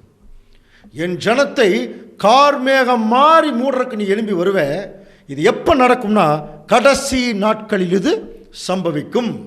ஜாதிகளின் கண்களுக்கு முன்பாக உன் மூலமாய் எதற்கு வர வைக்கிறார் தெரியுமா? உன் மூலமாய் நான் பரிசுத்தர் என்று விளங்கப்படுகிறதுனால் அவர்கள் என்னை அறியும்படி உன்னை என் தேசத்துக்கு விரோதமாய் வர பண்ணுவேன். எங்கிருந்து? அப்பொழுது நீயும் உன்னுடனே கூட திரளான ஜனங்களும் வட திசையில் உள்ள உன் ஸ்தானத்திலிருந்து வருவீர்கள். புரியுதுங்களா? அப்போ இஸ்ரேல் தேசத்தினுடைய ஜஸ்ட் வடக்கில் என்ன பெரிய தேசம் இருக்குன்னு பார்த்தீங்கன்னா ரஷ்யா தான். மேஷேக் தூபால். அதனால தான் அந்த மேஷேக்குங்கிற பேர் இருந்து பின்னாடி மருவி வந்து அந்த மாஸ்கோன்னு சொல்கிறோம் இல்லையா, ரஷ்யாவினுடைய தலைநகர் அந்த மேஷேக்கிலிருந்து வந்தது தான் மாஸ்கோ. நல்லா புரிஞ்சுக்கலாம். ஸோ அன்புக்குரிய சகோதர சகோதரர்களே, இதில் என்ன ஆச்சரியம்னா, முதல் நடந்த யுத்தத்தில் அமெரிக்கா நியூட்ரலாக, அதாவது அமெரிக்கா வந்து தலைமையேற்று வந்தது, ரஷ்யா வந்து நியூட்ரலாக இருந்தாங்க. இப்போ மூன்றாம் உலக யுத்தம் வரும்போது ரஷ்யாவினுடைய தலைமையில் தான் எல்லா நாடுகளும் வருமா? நல்லா புரிஞ்சுக்கலாம். எப்படி வருவாங்கன்னா, எல்லா இராணுவங்கள் அவங்களுடைய குதிரைகள் பரிசைகள் எல்லாம் பிடிச்சிட்டு என் ஜனத்தினா இஸ்ரேலுக்கு விரோதமாக நீங்கள் வருவீங்க அப்படின்னா நம்ம எப்படி புரிஞ்சுக்கூடாதுன்னா, எல்லா ரதத்தில் எல்லாம் அந்த கத்தி எல்லாம் எடுத்துகிட்டு வருவாங்க போல் இருக்கு. அதெல்லாம் அந்த காலம் முடிஞ்சுது. அது தீர்க்க தரிசனமாக சொல்லப்பட்டது. புரியுதுங்களா? அப்படின்னா இன்றைக்கு அவர்களுடைய ஆயுதங்கள் எல்லாம் என்ன? பீரங்கிகள், பெரிய பெரிய ஏவுகை. இதுதான் குதிரை. புரியுதுனா? இவங்க ஏறி இருக்கிற குதிரைங்கிறது என்ன? இதை ஆப்ரேட் பண்ணி தானே போகிறாங்க. அப்போது இவர்கள் ஏறி இருக்கிற குதிரைங்கிறது பெரிய பெரிய டேங்க்ஸு, பீரங்கிகள், அங்கே இருக்கக்கூடிய ஏவுகணைகள். ஸோ இதை வச்சுட்டு தான் எல்லாரும் வந்து ஆப்போசிட்டாக வருவாங்களாம். இன்னொரு வசனம் கூட பாருங்கள், எசேக்கியேல் 39:2 வாசிக்கலாம். நான் உன்னை திருப்பி உன்னை 6 துறடுகளால் இழுத்து உன்னை வடப்புறங்களிலிருந்து எழும்பவும். பாருங்க, உன்னை 6 துறடு போட்டு இழுத்துட்டு வருவாங்க. புரியுதுங்களா? அப்போது அவ்வளோ சீக்கிரம் வரமாட்டாங்களா? அவ்வளோ சீக்கிரம் சண்டைக்கு வரமாட்டாங்களா? தேவனை என்ன செய்கிறாரு? துறடு போட்டு நான் இழுத்துட்டு வருவேன் என் ஜனத்துக்கு விரோதமாய். அப்போ அதில் 6 துருடங்கிறது 6 நாடுகளுடைய ஒரு தலைமை. அது வந்து பின்னாடி வேற ஒரு சப்ஜெக்ட் நம்ம பார்க்கலாம். 6 துறடு போட்டு நான் இவனை இழுத்துட்டு வருவேன். கவனிச்சு பார்த்தீங்கன்னா, அந்த இப்போ இந்த உலக மேப்பில் கொஞ்சம் பாருங்கள் அன்புக்குரிய சகோதர சொல்லி, மேலே பார்த்தீங்கன்னா ரஷ்யா இருக்கா, சுற்றி ஒரு எவ்வளோ நாடுகள், அத்தனை நாடுகள் தலைமையில் பாருங்கள். ரஷ்யாவினுடைய தலைமையில் ஒரு சின்ன தீப்பெட்டி மாதிரி இருக்கிற ஒரு நாடு இஸ்ரேலுக்கு விரோதமாக ரஷ்யாவினுடைய தலைமையில் எல்லா நாடுகளும் வரப்போகுது. அப்போது அமெரிக்காவினுடைய நிலை என்ன? ஏன்னா அமெரிக்கா தான் இப்போது சப்போர்ட் பண்ணிகிட்ருக்குறான் இஸ்ரேலுக்கு. அமெரிக்காவை கண்டினியூஸாக சப்போர்ட் பண்ணிகிட்டு இருந்ததுன்னா இந்த 3ஆம் உலக யுத்தம் வர்றதுக்கு அப்படியே தோய்வு ஏற்பட்டுகிட்டே இருக்கும். அப்படின்னா கட்டாயமாக 3ஆம் உலக யுத்தம் கமெண்ட்ஸ் ஆகணும்னா அமெரிக்கா இஸ்ரேலுக்கு இருக்கக்கூடிய சப்போர்ட்டை வாபஸ் வாங்கணும். நல்லா புரிஞ்சுங்க. அல்லது நியூட்ரலாக இருக்கணும். இப்போ இதை குறித்து ஆராய்ச்சி பண்ணக்கூடிய மூத்த சத்தியத்தின் அடிப்படையில் இருக்கிற ஆராய்ச்சியாளர்கள், மூத்த சகோதரர்களெல்லாம் துல்லியமாக அதை கவனிச்சுட்டே வர்றாங்க. ஏன் இப்போ வந்து ட்ரம்ப் வந்திருக்கலாம் இல்லையா, ஏன் ட்ரம்ப் வரல அப்படின்னு சொல்லும்போது, ட்ரம்ப் வந்து இஸ்ரேலுக்கு கண்ணை மூடிட்டு சப்போர்ட் பண்ணுறார். அதனால தான் இப்போ சமீபத்தில் பாருங்கள், எருசலேமை வந்து என்னன்னு அறிவித்தார், தலைநகரத்துக்கு நாங்கள் அங்கீகரிக்கிறோம். ஏன்னா ஒரு நாட்டினுடைய தலைநகரத்தில் தான் எல்லா நாடுகளுடைய என்ன இருக்கும், அந்த ஒரு தூதரகம் இருக்கும். அந்த தூதரகங்களெல்லாம் மேக்சிமம் பற்றி இப்போ டெல் அவீவில் தான் இருந்தது. இப்போ அமெரிக்கா வந்து இஸ்ரேல் நாட்டில் இருக்கக்கூடிய எருசலேமை அங்கீகரிக்கிறோம் சொல்லி தன்னுடைய தூதரகத்தை அங்கே டெல்லவியிலிருந்து ஜெருசலேமுக்கு மாற்றினான். ஸோ அப்போ ஜெருசலேம் தான் தலைநகரம். அதை எத்தனை நாடுகள் ட்ரம்ப்பை விமர்சனம் பண்ணாங்க. அது எதை பற்றி ட்ரம்ப் கவலைப்படல. நான் அங்கீகரிச்சாச்சு, அவ்வளோதான், உலகம் அங்கீகரிச்சு தான் ஆகணுன்ட்டார். இவ்வளோ கண்ணு மூடிட்டு சப்போர்ட் பண்ணுற ட்ரம்ப்பு நாளைக்கு உலகமே எதிர்த்து வரும்போது கட்டாயமாக இஸ்ரேலுக்கு சப்போர்ட் பண்ணுவார். ஒருவேளை அவர் சப்போர்ட் பண்ணுனா 3ஆம் உலக யுத்தம் தோல்வி ஏற்படும். வேத வசனத்தின்படி, தீர்க்க தரிசனத்தின்படி பார்க்கும்போது அமெரிக்கா இஸ்ரேலுடைய சப்போர்ட்டிலிருந்து வாபஸ் வாங்கணும், இல்லைன்னா நியூட்ரல் ஆகணும். இது ட்ரம்ப் இருந்தால் நடக்காது. அதனாலதோ என்னவோ ட்ரம்ப்பை தேவன் என்ன பண்ணிட்டார், அவர் வேலை முடிஞ்சோன்னு அனுப்பிச்சிட்டார். அன்புக்குரிய சகோதரர்களே, அடுத்து வரக்கூடிய ஜோ பைடனுடைய நடவடிக்கைகள் எப்படின்னு தெரியல. ஒரு வேளை 3ஆம் உலக யுத்தம் இவர் இருக்கிற காலத்தில் வந்துச்சுன்னா கட்டாயமாக இவர் சப்போர்ட்டை கொஞ்சம் வாபஸ் வாங்குவார். ஏன் அப்படின்னா அமெரிக்காவுடைய பொருளாதாரம், இயற்கை சீற்றமெல்லாம் இன்னும் அதிகமாக பிரச்சனையாக போகுது. நீங்கள் வேணால் எழுதி வச்சுங்க, அமெரிக்காவுடைய அழிவை தேவன் ஏற்கனவே நிர்ணயித்து வைத்து விட்டார். இங்கே உட்காந்துட்டு சொல்லிடலாம், இது ஜோஷியம் அல்ல. அமெரிக்காவை பற்றி தெளிவாக பைபிளில் தீர்க்க தரிசனம் இருக்குது. அன்புக்குரிய சகோதர சகோதரர்களே, அட்டர்லி டிஃபீட் ஆகணும். இன்னும் கொஞ்ச நாளில் இயற்கை சீற்றம் ரொம்ப அதிகமாகணும். நீங்கள் எழுதி வச்சுட்டு அந்த நியூஸ் வரும்போது பார்த்துங்க. ரொம்ப அதிகமாக இயற்கை சீற்றம் வரப்போகுது அமெரிக்காவில். பொருளாதாரம் முற்றிலும் சீர்குலைய போகுது. இன்னும் நிறைய பிரச்சனைகள். அதனால தான் அந்த கொரோனா எவ்வளோ பெரிய தாக்கத்தை அமெரிக்காவில் ஏற்படுத்தியிருக்கு பாருங்க. ஏன் தெரியுமா? அமெரிக்கா பொருளாதாரத்திலும் எல்லா செக்யூரிட்டி எல்லாத்துலேயும் கீழே விழுகணும். ஒருத்தருக்கு அது சப்போர்ட்டுக்கு வரக்கூடாது. தேவன் அதற்காகத்தான் அமெரிக்காவை கொஞ்சம் இறக்குறார் கீழே. ஸோ அமெரிக்காவை பற்றி தீர்க்க தரிசனம் பாருங்கள். ஆமோஸ் தீர்க்க தரிசன புஸ்தகம் 6ஆம் அதிகாரம் 1ஆம் வசனம். சீயோனிலே நிர்விசாரமாய் இருக்கிறவர்களும் சமாரியாவின் பர்வதத்தை நம்பிக்கொண்டிருக்கிறவர்களும் ஜாதிகளின் தலைமை எனப்பட்டு இஸ்ரேல் வம்சத்தார் தேடி வருகிறவர்களுமாகிய உங்களுக்கு ஐயோ. எப்படி சொல்றாரு பாருங்க. சீயோனிலே நிர்விசாரமாய் இருக்கிறவர்கள் தனியாக ஒரு விளக்கம் பார்க்கணும். நமக்கு தேவை ஜாதிகளின் தலைமை எனப்பட்டு இஸ்ரேல் வம்சத்தார் தேடி வருகிறவருமாய் இருக்கிற உங்களுக்கு ஐயோ. எல்லா நாடுகளுக்கு தலைமைங்கிறது அமெரிக்கா தான். அப்புறம் இஸ்ரேல் சப்போர்ட்டுக்கு போகிற ஒரே நாடு அமெரிக்கா தான். புரியுதுங்களா? இஸ்ரேலுக்கு சப்போர்ட் போகிற ஒரே நாடு அமெரிக்கா தான். அமெரிக்கா மட்டும்தான் இஸ்ரேலுக்கு சப்போர்ட் பண்ணுது. மேக்சிமம் இஸ்ரேல் ஜனங்க அமெரிக்காவை மட்டும்தான் சப்போர்ட் தேடுவாங்க. அதனால தான் இங்கேருந்து பாஸ்போர்ட் விசா இல்லாமல் கூட இஸ்ரேல் எங்கே போயிடலாம், அமெரிக்கா போயிடலாம். நிறைய காரணம் இருக்குது. அமெரிக்காவில் இருக்கக்கூடிய மிகப்பெரிய தொழிலதிபர்கள் எல்லாருமே யூதர்கள் தான். அதனால தான் முதல் ஜார்ஜ் புஷ் சார்ஜ் எடுத்தோடனே முதல்ல இந்த தொழிலதிபர்கள் வச்சு தான் ஒரு மீட்டிங்கே போட்டார். அதுக்கப்புறம் தான் அவர் பார்லிமெண்ட்டுக்குள்ளே போனார். இப்போ கவனிச்சு பாருங்கள், அப்போ எந்த அளவுக்கு அந்த இன்ஃப்ளூயன்ஸ் இருக்குது பாருங்கள். அப்போ அன்புக்குரிய சகோதர சகோதரர்களே, இவங்க தாங்க இந்த ஜாதிகளின் தலைமை எனப்பட்ட ஒரு தேசம். இஸ்ரேல் ஜனங்க சப்போர்ட் கேட்குற தேசம். புரியுதுங்களா? சாத்தான் இந்த பூமியில் இருக்கிற எல்லா தேசத்துக்கும் தலைவர்களை தன்னுடைய கட்டுப்பாட்டுகள் வச்சுருக்கான். விசேஷமாக அமெரிக்காவை தன்னுடைய கட்டுப்பாட்டுகள் வைக்கிறான். அதனால தான் தேவன் என்ன செய்ய போகிறார், சங்கீதம் 68:21 பாருங்கள். மெய்யாகவே தேவன் தம்முடைய சத்துருக்களின் சிரசையும் தன் அக்கிரமங்களில் துணிந்து நடக்கிறவனுடைய மயிருள்ள உச்சந்தலையும் உடைப்பார். மெய்யாகவே தம்முடைய சத்துருக்களின் சிரசு தலை. அப்போ இந்த பூமியில் இருக்கிற எல்லா நாடுகள் தலை எல்லாம் சத்துருக்கள். அதுக்கு தலை அமெரிக்கா உடைக்கிறாராம். அந்த சத்துருக்களின் சிரசையும் தன் அக்கிரமங்களில் துணிந்து நடக்கிறவனுடைய மயிருள்ள உச்சந்தலைங்கிறார். தலை மயிருங்கிறதே ஒரு அதிகாரம். ஸோ உச்சந்தலைவை உடைச்சிட்டார் அமெரிக்கா.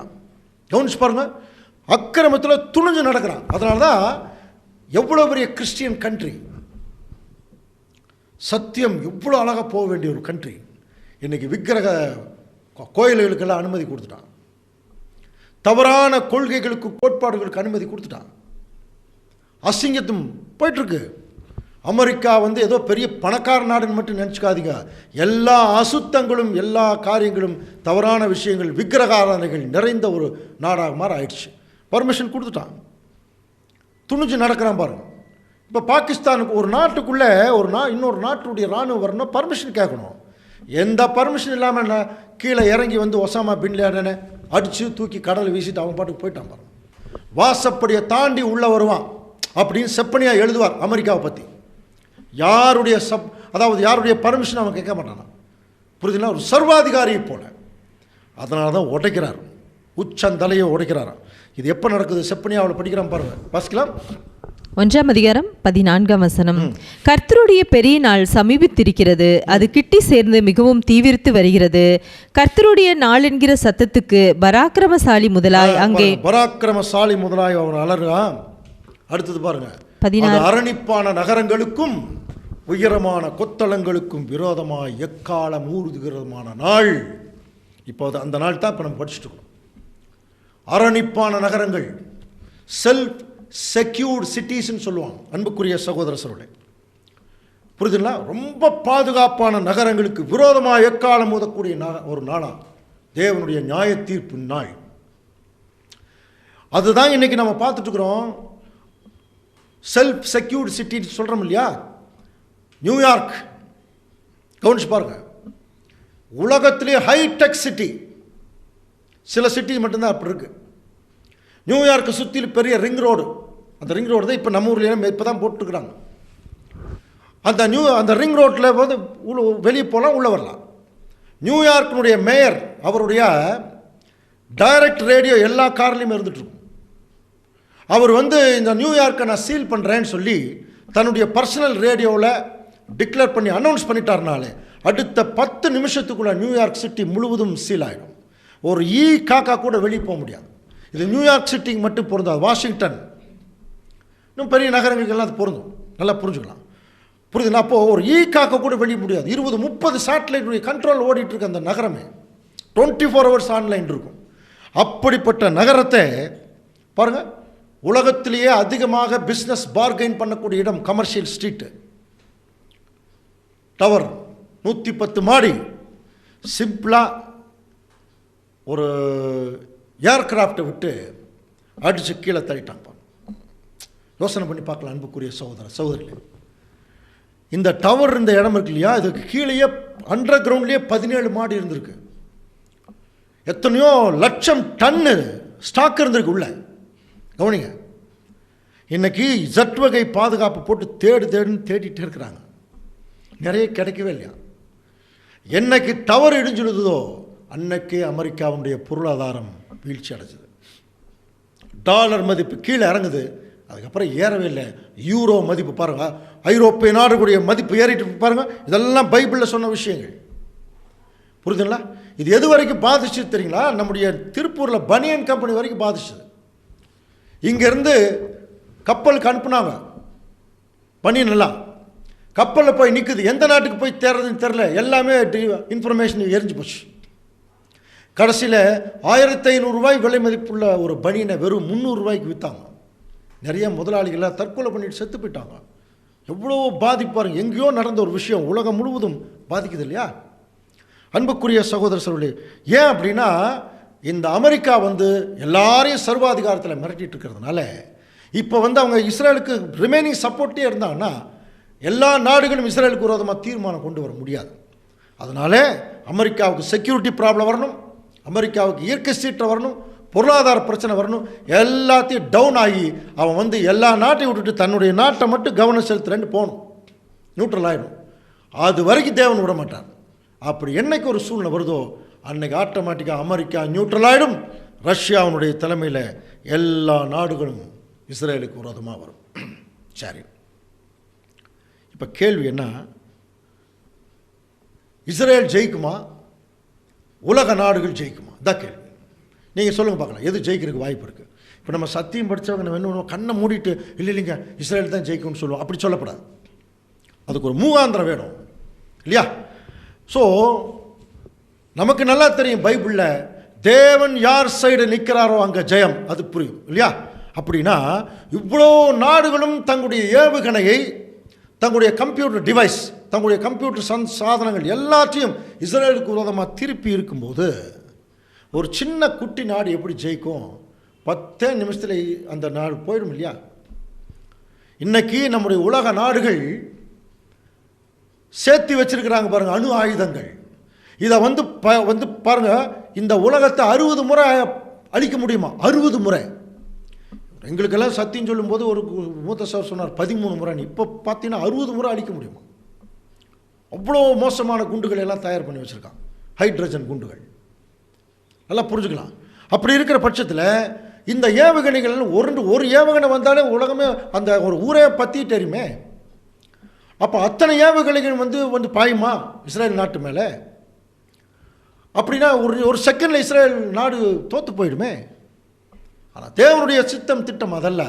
மீதி பாருங்க, 2 பங்கு மனுஷர் சிறைப்பட்டு போவார்கள், மீதியான ஒரு பங்கை நான் அங்கேயே வச்சிருப்பேன்னு சொன்னார் இல்லையா? அப்போ அந்த ஒரு பங்கு அங்கேயே இருப்பாங்க. அவர்கள் எல்லா நாடுகளுக்கு முன்பாக ஒரு ஜெயத்தை அவங்க பார்ப்பாங்களாம். ஏன்னா தேவன் அவங்க சைடு நிற்க போகிறார். அன்புக்குரிய சகோதரர்களே, அப்படின்னா எல்லா நாடுகளுடைய ஏவுகணைகளும் இஸ்ரேலுக்கு விரோதமாக இருக்கும்போது எப்படி இவங்க ஜெயிப்பாங்க? ஒரு 20 வருஷங்களுக்கு முன்னால் சன் டிவியில் ஒரு ஆர்டிக்கல் ஒன்று போட்டிருந்தான். அதாவது இந்த உலக அந்த ஏவுகணைகளை குறித்து ஒரு ஒரு அருமையான ஒரு ஆர்டிக்கல் ஒன்று, ரொம்ப பிரயோஜனமாக இருந்தது. அதில் என்ன சொன்னாங்க அப்படின்னா, நம்முடைய இந்திய நாடு இருக்குது, நம்ம இந்திய நாட்டினுடைய சூப்பர் கம்ப்யூட்டர், அதில் பார்த்தீங்கன்னா ஒரு 3 சூழ்நிலைகளை இன்சர்ட் பண்ணி வச்சுருக்காங்க, ப்ரோக்ராம் பண்ணி வச்சுருக்காங்க. திடீர்னு அந்த 3 சூழ்நிலைகளில் ஏதோ ஒன்று இந்த நாட்டில் ஆரம்பித்து அது சென்சாரில் கம்ப்யூட்டர் அப்சர்வ் பண்ணிருச்சுன்னா, ஓ இது பாகிஸ்தான்னால தான் இல்லை இந்த பக்கத்தில் இருக்கிற நாடுகள்னால தான் இந்த பிரச்சனைங்கிறத அதே என்ன பண்ணிடுமா, அசைன் பண்ணிவிட்டு அந்த பாகிஸ்தான் நாட்டுக்கு மேல் இருக்கிற ஆப்போசிட் இருக்கிற ஏவுகணை ஆட்டோமேட்டிக்காக ஸ்டார்ட் ஆகிடுமா, போகும், சுவிட்ச் ஆன் ஆகிடும், ஏவுகணை போயிடும். நல்லா புரிஞ்சுக்கலாம். இதில் என்ன ஆச்சரியம்னா, இந்த ஏவுகணை இங்கிருந்து ஸ்டார்ட் ஆகிற அந்த ஃப்ரீக்வன்சி இருக்கு இல்லையா, இந்த ஃப்ரீக்வன்சி பாகிஸ்தான்லேயும் இருக்கா. இங்கே ஸ்டார்ட் ஆச்சுன்னா அங்கேயும் ஏவுகணை ஆட்டோமேட்டிக்காக என்ன ஆகிடும், ஸ்டார்ட் ஆகிடும். அப்படியே ஒன்றுக்கு ஒன்று விழுந்து 2 நாடும் ஜாக வேண்டித்தான். சரிங்களா? இது ஒன்று. அப்படி இருக்கிற பட்சத்தில் இந்த ஒரு வார்னு வந்துச்சுன்னா எப்படி தேவன் இந்த ஆர்கனைஸ் பண்ண போகிறார் என்று சொல்லி பார்க்கும்போது, தேவன் அவருடைய தீர்க்க தரிசன பாஷையில் நம்மகிட்ட பேசுகிறார் பாருங்கள். சகரியா 12ஆம் அதிகாரம் 4ஆம் வசனம். அந்நாளிலே நான் குதிரைகளுக்கெல்லாம் திகைப்பையும் அவைகளின் மேல் ஏறி இருக்கிறவர்களுக்கெல்லாம் புத்தி மயக்கத்தையும் வரப்பண்ணி யூதா வம்சத்தின் மேல் என் கண்களை திறந்து வைத்து ஜனங்களுடைய எல்லா குதிரைகளுக்கும் குருட்டாட்டத்தை உண்டு பண்ணுவேன் என்று கர்த்தர் சொல்லுகிறார். புரிஞ்சுக்கலாம். இது ஒரு தீர்க்க தரிசன பாஷையுள்ள வசனம். நல்லா புரிஞ்சுக்கலாம். இது ஒரு மகா பெரிய யுத்தம் எப்படி இந்த பூமியில் நடக்க போகுதுன்னா, அந்நாளிலே நான் குதிரைகளுக்கெல்லாம் திகைப்பையும். இப்போ எல்லா இராணுவங்களும் குதிரையில் வருவாங்க தான் படித்தோம். குதிரைங்கிறது என்ன, அவங்க ஏறி இருக்கக்கூடிய ஒரு வெப்பன் இல்லையா, அவங்களுடைய ஏவுகணைகள், அதுதான் குதிரை. அதுதான் ஒரு இடத்துல இருந்து இன்னொரு இடத்துக்கு போகும். அதன் மேலே ஏறி இருக்கிறாங்க பாருங்க, ஆப்ரேட் பண்ணுறாங்க பார்த்தீங்களா, அந்த ஆப்ரேஷன் பண்ணக்கூடிய இன்ஜினியர்ஸ். குதிரைகளுக்கெல்லாம் திகைப்பையும். அது எதுக்கு திகைப்பு? குதிரைக்கு அடிச்சிங்கன்னா நேரடி ஓடிட்டே இருக்கும், அதுதான் அதனுடைய வேலை. அப்போ அந்த குதிரை திகைக்குதுன்னா என்ன அர்த்தம்? அந்த குதிரையினுடைய மைண்டுக்குள்ள ஏதோ என்ன வந்துருச்சு, ஒரு குழப்பம். அதான் சொல்கிறார், குதிரைகளுக்கெல்லாம் திகைப்பையும் அவைகளின் மேல் ஏறி இருக்கிறவர்களுக்கு புத்தி மயக்கம் வரப்பண்ணி என்ன செய்ய போகிறார் தெரியுங்களா, எல்லா குதிரைகளுக்கும் குருட்டாட்டத்தை உண்டு பண்ணுவாராம். ஸோ அன்புக்குரிய சகோதரர்களே, இது என்ன, இது ஒரு தீர்க்க தரிசனமாக பேசின விஷயம். ரொம்ப சிம்பிளுங்க, ரொம்ப சிம்பிள். நீங்கள் ரொம்ப அதிகமாக திங்க் பண்ண வேண்டாம். தேவன் என்ன செய்ய போகிறார்னா, இந்த ஏவுகணைகள் எல்லாமே கம்ப்யூட்டர் டிவைஸினுடைய ஒரு கண்ட்ரோல் இருக்குது. நல்லா புரிஞ்சுக்கலாம். அந்த கம்ப்யூட்டர் டிவைஸில் இவங்க ஒரு கமாண்டு வச்சுருக்காங்க. அந்த கமாண்டு கொடுத்தாங்கன்னா அந்த கமாண்டு படி அது போய் வேலை செய்யும். அந்த கமாண்டே ராங் ஆயிடுச்சுன்னா புரியுதுங்களா, என்ன நடக்கும் தெரியுமா? இங்கே ஹைதராபாத்திலிருந்து விடக்கூடிய ஏவுகணை வேறொரு நாட்டில் நமக்கு டார்கெட் பண்ணி அங்கே போக வேண்டிய ஏவுகணை செகந்திராபாத்தில் விழுகும். கோயம்புத்தூர்லேருந்து ஏவுகணை விட்டிங்கன்னா அது சென்னையில் போய் விழுகும். ஏன்? குதிரைகளுக்கு திகைப்பு, ஏறி இருக்கிறவனுக்கு புத்தி மயக்கம். கன்ஃபியூஸ் பண்ண போகிறார். வேறு மாதிரி சொல்ல போனால், நம்ம மக்களே, சாதாரண ஜனங்களே ஒரு கம்ப்யூட்டரில் ஒரு வைரஸ் விட்டால் அது எவ்வளோ பெரிய பாதிப்பு ஏற்படுத்துது. மனுஷன் வைரஸ் விட்டாலே பாதிப்பு ஏற்படுத்துது. தேவன் ஒரு வைரஸ் விட்டான், கொரோனா. கவனிங்க, உலகமே இன்னைக்கு அதிர்ந்து போயிட்டு இருக்கு இல்லையா. சின்ன வைரஸ், இதெல்லாம் சாம்பிள். ஒரு சின்ன வைரஸு இன்னைக்கு உலகமே உயிருக்கு பயந்துக்கிறாங்க. இப்போ சாதாரண மனுஷனுக்கு மனுஷன் ஒரு தொடர்பு கொள்ளும் போது ஏற்படக்கூடிய வைரஸுக்கு இவ்வளோ எஃபெக்ட்னா, இவன் வச்சிருக்கிற கம்ப்யூட்டரில் வந்து ஒரு நாட்டை அழிக்கக்கூடிய அளவுக்கு ஏவுகணைகள் வச்சிருக்கான். அதில் தேவன் ஒரு புத்தி மயக்கத்தை ஏற்படுத்தினா என்ன நடக்கும் யோசனை பண்ணி பாருங்க. புரியுதா? இந்தோனேஷியாவிலிருந்து ஒரு ஏவுகணை ஏதோ ஒரு நாட்டுக்கு போகுது, புரியுதுல்ல? அது திடீர்னு புத்தி மயக்கம் தவறி போய் பாகிஸ்தானில் விழுந்துருச்சுன்னா அந்த ஏவுகணையுடைய கடைசி பகுதி ஐயேன்னு இருந்துன்னு வச்சுங்க, உடனே அவன் என்ன முடிவு பண்ணுவான்? இந்தியாவிலிருந்து தான் வந்திருக்குது, அது உடனே இந்தியா மேலே போடும். எப்படியெல்லாம் கன்ஃபியூஸ் வருந்துறீங்களா? இந்த மாதிரி நிறைய ஒரு டெக்னாலஜி வார் தான் இந்த பூமியில் நடக்க போகுது. அன்புக்குரிய சகோதர சகோதரி, ரொம்ப ஆச்சரியமான விஷயம் என்னென்னு பார்த்தீங்கன்னா, இந்த படங்கள் எல்லாம் கொஞ்சம் பாருங்கள். இஸ்ரேலில் வந்து இருக்கிற எல்லா வார் டெக்னாலஜி ஸ்ட்ராட்டஜின்னு சொல்கிறாங்க இல்லையா, எல்லாத்த விட இஸ்ரேலுடைய வார் டெக்னாலஜி தாங்க இன்னைக்கு வரைக்கும் யாருனாலையுமே கண்டுபிடிக்க முடியல. இந்த ட்ரோன் கண்டுபிடிச்சவனும் அவன் தான், புரியுதுங்களா? அவனுடைய ஃப்ரீக்வன்சி மட்டும் யாருனாலையும் கண்டுபிடிக்க முடியாது. ஆனால் அவன் எல்லாருடைய ரூம்குள்ளே பூந்து வெளியே வந்துடுவானா? யாருங்க? இஸ்ரேல். அவ்வளோ ஞானம். பெரிய பீரங்கி இருக்குது, அந்த பீரங்கி நீங்கள் ஒரு பெரிய வெடிகுண்டல் தாக்கம் வந்தீங்கன்னா அந்த பீரங்கி சுற்றி ஒரு லேசர் கதிர் போட்டு வச்சுருக்கான். அந்த கதிரே அந்த குண்டை அழிச்சிடும். அதே சமயத்தில் எதிரியின் இடத்துலேருந்து ஒரு ஏவுகணை வருது. இந்த படத்தை பார்த்தீங்கன்னா புரியும். ஒரு ஏவுகணை வருதுன்னு வைங்க, இஸ்ரேலில் ஒரு டெர்மினல் பேஸ் சிஸ்டம் ஒன்று இருக்குது. அவன் என்ன பண்ணுறான், அந்த ஏவுகணை வந்து எப்போ அந்த எதிரி நாட்டிலேருந்து வெளியே வருதோ அங்கிருந்தே அந்த ஏவுகணையுடைய போக்கை இவனுடைய சென்சார் மூலம் கட்டுப்படுத்துகிறான். அது எங்கே போகுதோ அதுக்கு நேராக பாருங்க. இதெல்லாம் வந்து 5 நிமிஷத்தில் நடக்கக்கூடிய விஷயமா. அது போய் அதை டார்கெட்டை தாக்கிறதுக்கு முன்னாடி அது வானத்திலேயே போய் என்ன பண்ணிடுதுன்னா இன்னொரு ஏவுகணை அதை விட 5 மடங்கு ஸ்பீடில் போகுது. ஃப்ரீக்வெண்ட்டாக போயிட்டுருக்குமா. 100 ஏவுகணைகள் விட்டான்னா எதிரிகள் அதில் 98 ஏவுகணைகள் அழிச்சிருவான். மிச்சம் 2 வந்து ஏதோ தவறி போய் விழுகிறது உண்டா. அப்போ பாருங்கள், அப்போ எந்த அளவுக்கு தன்னுடைய பாதுகாப்பு சிஸ்டம் வச்சுருக்கான். தன்னுடைய நாட்டை சுற்றிலுமே பார்த்தீங்கன்னா ஒரு மிகப்பெரிய ஒரு எலக்ட்ரானிக் டிவைஸ் வளையம் வச்சுருக்கான். யாருனாலையும் நெருங்கவே முடியாது இஸ்ரேல். அதே சமயத்தில் கொரில்லா யுத்தம் கவனித்து பார்த்துருக்கீங்க. போன தடவையே சொன்னேன்னு நினைக்கிறேன். ஒரு பெரிய தீவிரவாதிகள் ஒரு ஃப்ளைட்டை வந்து ஹைஜாக் பண்ணிட்டாங்கன்னா அமெரிக்க ஐக்கிய நாடுகள் என்ன பண்ணுவாங்கன்னா, அமெரிக்கா போய் தன்னுடைய சோல்ஜர்ஸ் எல்லாம் சுற்றி நிற்க வச்சு எல்லாம் அந்த டிவைஸ் ஃபுல்லாக ஃபோட்டோ எடுத்துகிட்டு போனான். நல்லா புரிஞ்சுக்கலாம். இதே மாதிரி தான் மற்ற நாடுகள் செய்வாங்க. நம்ம இந்திய நாட்டை பொறுத்த வரைக்கும் அவங்க சமாதானம் பேசுவாங்க, பேசிகிட்டே இருப்பாங்க. எவ்வளோ நாள் பேசுவாங்கன்னு தெரியாது. அவங்களுக்கு தெரிஞ்ச ஒரு முறை.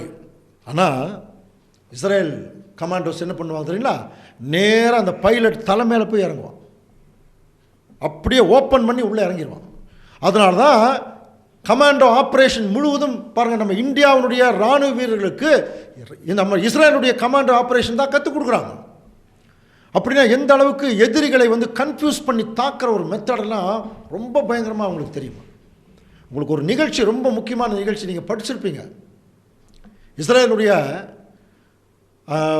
விமானத்தில் போன சில விமானத்தில் கடத்திட்டு போயிட்டாங்க, நைரோபியில் கொண்டு போய் வச்சிட்டாங்க.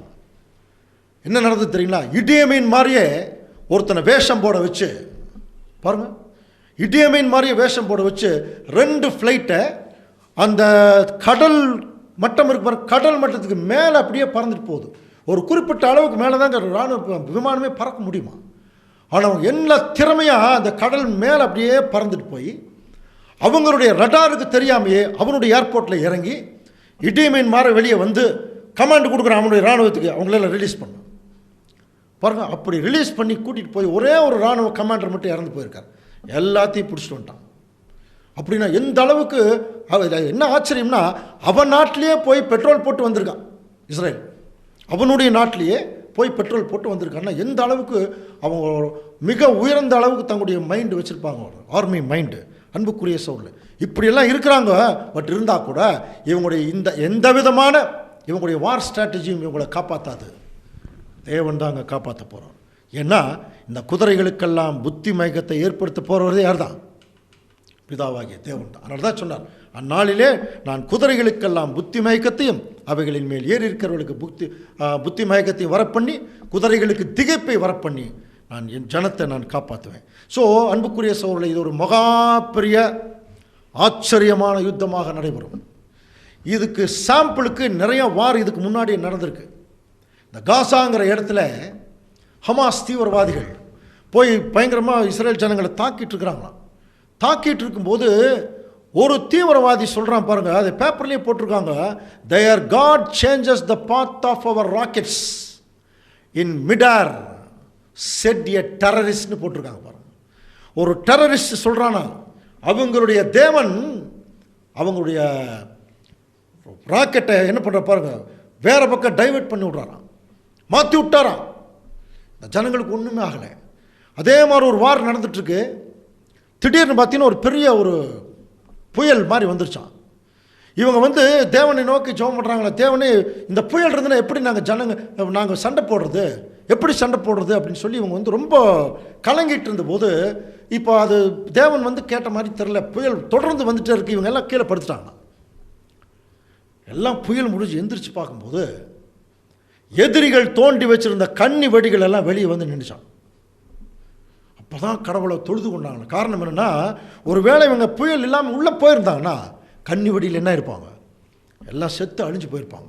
இந்த கன்னி வெடியை வெளியே கொண்டு வர்றதுக்கு தேவன் என்ன பண்ணியிருக்கார் பாருங்கள், ஒரு புயல். அப்போது இயற்கை முதல் கொண்டு தேவன் என்ன செய்கிறாருன்னா இஸ்ரேல் ஜனங்களுக்கு சாதகமாக மாற்றிட்டு இருக்கிறார். அப்படின்னா ஒரு பெரிய ஒரு அழிவு இந்த பூமிக்கு வரும்போது தேவன் எப்படி சாதகமாக மாற்றுவார். இதைத்தான் நம்ம வசனம் படிக்கிறோம். எருசலேமுக்கு உதாரணமாக யுத்தம் பண்ணின எல்லா ஜனங்களையும் கர்த்தர் வாதிக்கும் வாதையாவது. எல்லாம் வர்றாங்க இல்லையா, அவர்கள் காலூன்றி நிற்கையிலும் அவர்கள் சதை அழிந்து போகும், அவர்கள் கண்கள் தங்கள் குழிகளிலே கெட்டு போகும், அவர்கள் நாவு அவர்கள் வாயிலே என்ன ஆயிருமா, அழுகி போகும். இது தீர்க்க தரிசனம். அப்படின்னா புரியுதுங்களா, இவங்க எருசலேமுக்கு விரோதமாக எல்லாரும் வர்றாங்க அப்படின்னா எல்லா தங்களுடைய கம்ப்யூட்டர் ஆயுதங்கள், ஏவுகணைகள் சொல்கிறார், அவர்கள் காலூன்றி நிற்கையில் சதை அழிஞ்சிருங்கிறார். அப்படின்னா சத்து இருக்காது. அப்படின்னா இந்த டிவைஸ் எல்லாம் ஆர்கனைஸ் பண்ணுறதுக்கு எதிரியில் சத்து, பேட்டரி, தேவன் பேட்டரி சிஸ்டத்தையே கொலாப்ஸ் பண்ணிடுவார். ரெண்டாவது கண்ணு குளிய பண்ணு பார்க்குறதுக்கு சென்சார், அவங்களுடைய சென்சார் சிஸ்டமும் கொலாப்ஸ் ஆகிடும். அவங்களுடைய வாய் நாவு கமாண்டும் தப்பாக கொடுப்பாங்க. யோசனை பண்ணி பாருங்கள். இன்றைக்கி உலகத்தில் சூப்பர் கம்ப்யூட்டர் நல்லா இருக்கும், உங்களுக்கு நல்லா தெரியும் இல்லையா. அந்த சூப்பர் எவ்வளோ பெரிய சூப்பர் கம்ப்யூட்டர் இருந்தால் கூட அதுக்குன்னு அந்த பேக்கப் எடுத்து வைப்பாங்க இல்லையா.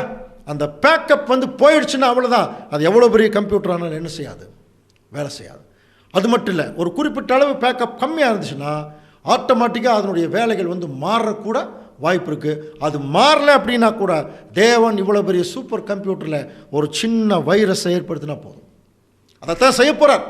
இப்போவே நம்ம உங்ககிட்ட முன்னாடி சொல்லிட்டா, நான் இதை தான் பண்ண போகிறேன். ஆட்டோமேட்டிக்காக எல்லாருடைய கமாண்டும் என்ன ஆகிடுமா, கொலாப்ஸ் ஆகி அவனவனுக்கு விரோதமாக, புரியுதுன்னா, யார் இஸ்ரேலுக்கு விரோதமாக வரப்போகிறதில்ல.